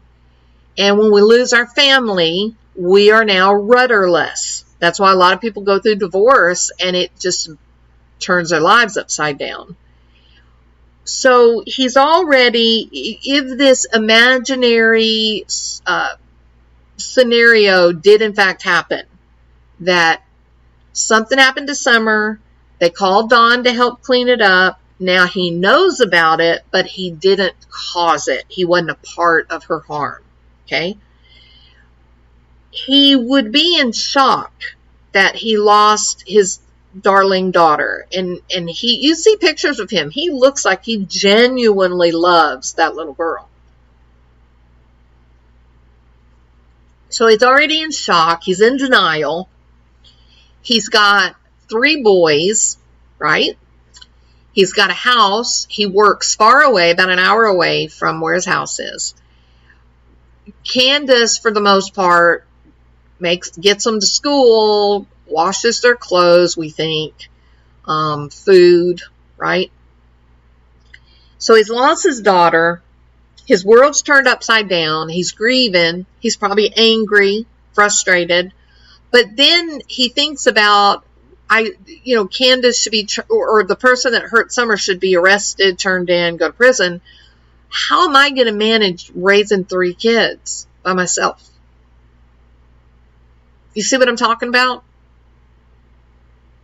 I think the instinct, the initial instinct, would be to preserve what structure you have left. There are many situations where a husband or a wife or a child knows that a family member committed a heinous crime and they don't tell. I think that Garrett Kurtz's family knew what he did and they covered it up for him. I often speculate, again, wild speculation, I often speculate that maybe Suzanne Morphew recognized her husband on the bridge and she kept it quiet. Maybe that's what she told her sister. Maybe she told her sister, I'm afraid. When I look at that video, I see my husband. Would that be sufficient to cause a man to kill a beautiful wife he'd been married to for 20 plus years? Maybe. Now, is that kind of crazy? Yeah. I mean, I'm the first one to admit that is a long shot at best. But so far, I haven't been able to make it, unlikely. So far, everything I've learned just fits. Wow. And I'll keep looking, right? Fail to neglect, to reject. Fail to reject. All right. Okay. Okay. Where is Candace's oldest kids that Rose Bly had custody of? I do not know, crazy girl. Maybe, Tiffany, do you know? Is Tiffany Marie still here? Tiffany, are you here?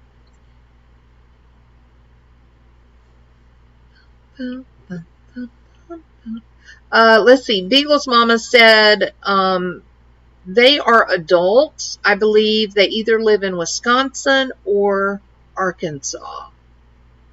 Yeah, I'm thinking of Wisconsin. Okay. Well, Evelyn, I just made a little comment about Bill 5, but that's not the topic of what we're talking about tonight. And where is Jeannie, Candace's sister? Thank you for bringing that up, Vanessa Overton. That's another factor that really hadn't received a lot of attention. But I think in coming days, I'm hoping that more creators will begin to bring that out. I find it incredibly interesting that part of the family has not really made any kind of comment about Summer and her disappearance. When Candace's dad died about a month before Summer went missing, Candace was not mentioned in the obituary. I don't think. Now maybe one obituary did and the other one didn't, but she was pretty well out of the family, the caretaking that was involved with the father. So almost kind of like she's maybe an outcast. Do you think that's accurate, Rebecca? Looks like Rebecca Swindle is aware of Jeannie.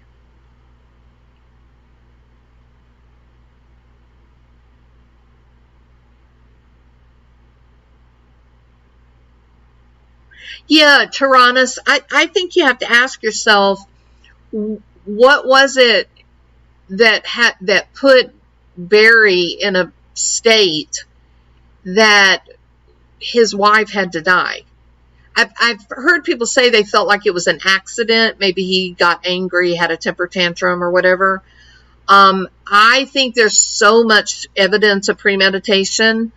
I don't think it was an accident. I think it was well planned. I think now, did he make mistakes? Yeah, he definitely made mistakes for a couple of reasons. Just kind of like the Chris Watts case where people stepped in and they messed up the flow. I could even go out on a limb and make the case that house on Puma Path, that was part of the premeditation. but that would be for another night. Okay. Rebecca says illness. Maybe in Jeannie's life, Candace is the outcast.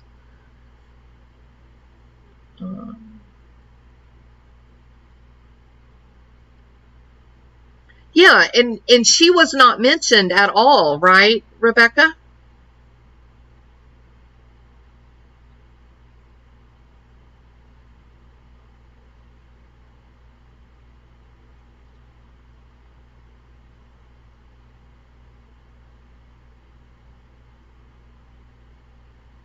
Five-year-olds are babies, Anna.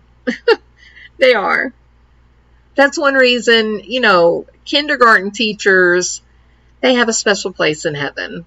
It is very hard to teach kindergarten to like second, maybe even third grade sometimes, but definitely kindergarten, first, second grade.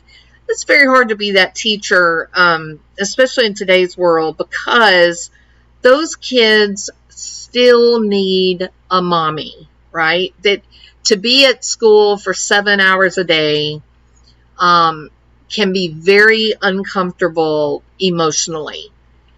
And so those teachers have to walk a fine line between being nurturing and comforting and being a teacher. It's a very fine line. So I wouldn't teach kindergarten or first grade. I love the babies, you know, but very, they still need a lot of nurturing and comforting throughout the day. And you don't have one or two in there, you got 20. So it's a really tough job in a much different way than teaching, you know, AP science in high school is grueling, but in a different manner. I'd be much more likely to teach AP science than be a kindergarten. I consider my 10-year-old a baby. Yeah, look, hey, our babies are always our babies.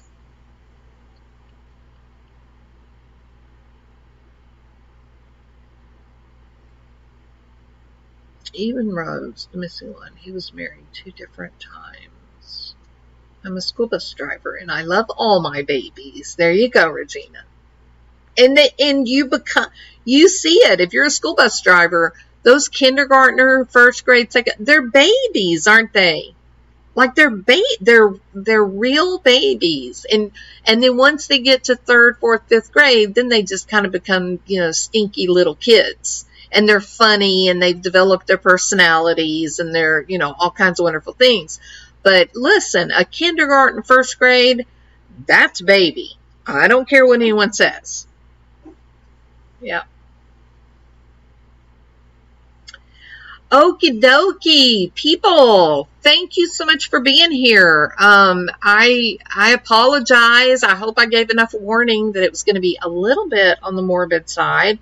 But I also hope that I made my case in a way that was respectful and factually accurate. Yes?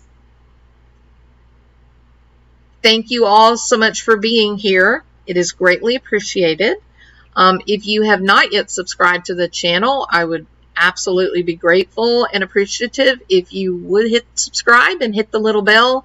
That does help our videos to be promoted by YouTube so more people can see what we're doing. Every night before I go to bed, I try to read all my comments, try to respond to most of them, but it's getting to where there is so much. But I'm trying to keep up with it. So I really and truly, I love to read your comments. I love to get feedback on what parts you enjoyed and what parts you wish that I would do differently. So I'm inviting you, leave me a comment. I will welcome anything that you might have to offer. And then if that's too much, then just hit the thumbs up or the thumbs down. All right. Okay, everybody. Well, I enjoyed very much talking with you. It was a little bit long, but we got through it. And it is time for sleep in my world. All right. So good night, sleep tight, and don't let the bed bugs bite. All right. Y'all have a great day tomorrow. Bye-bye.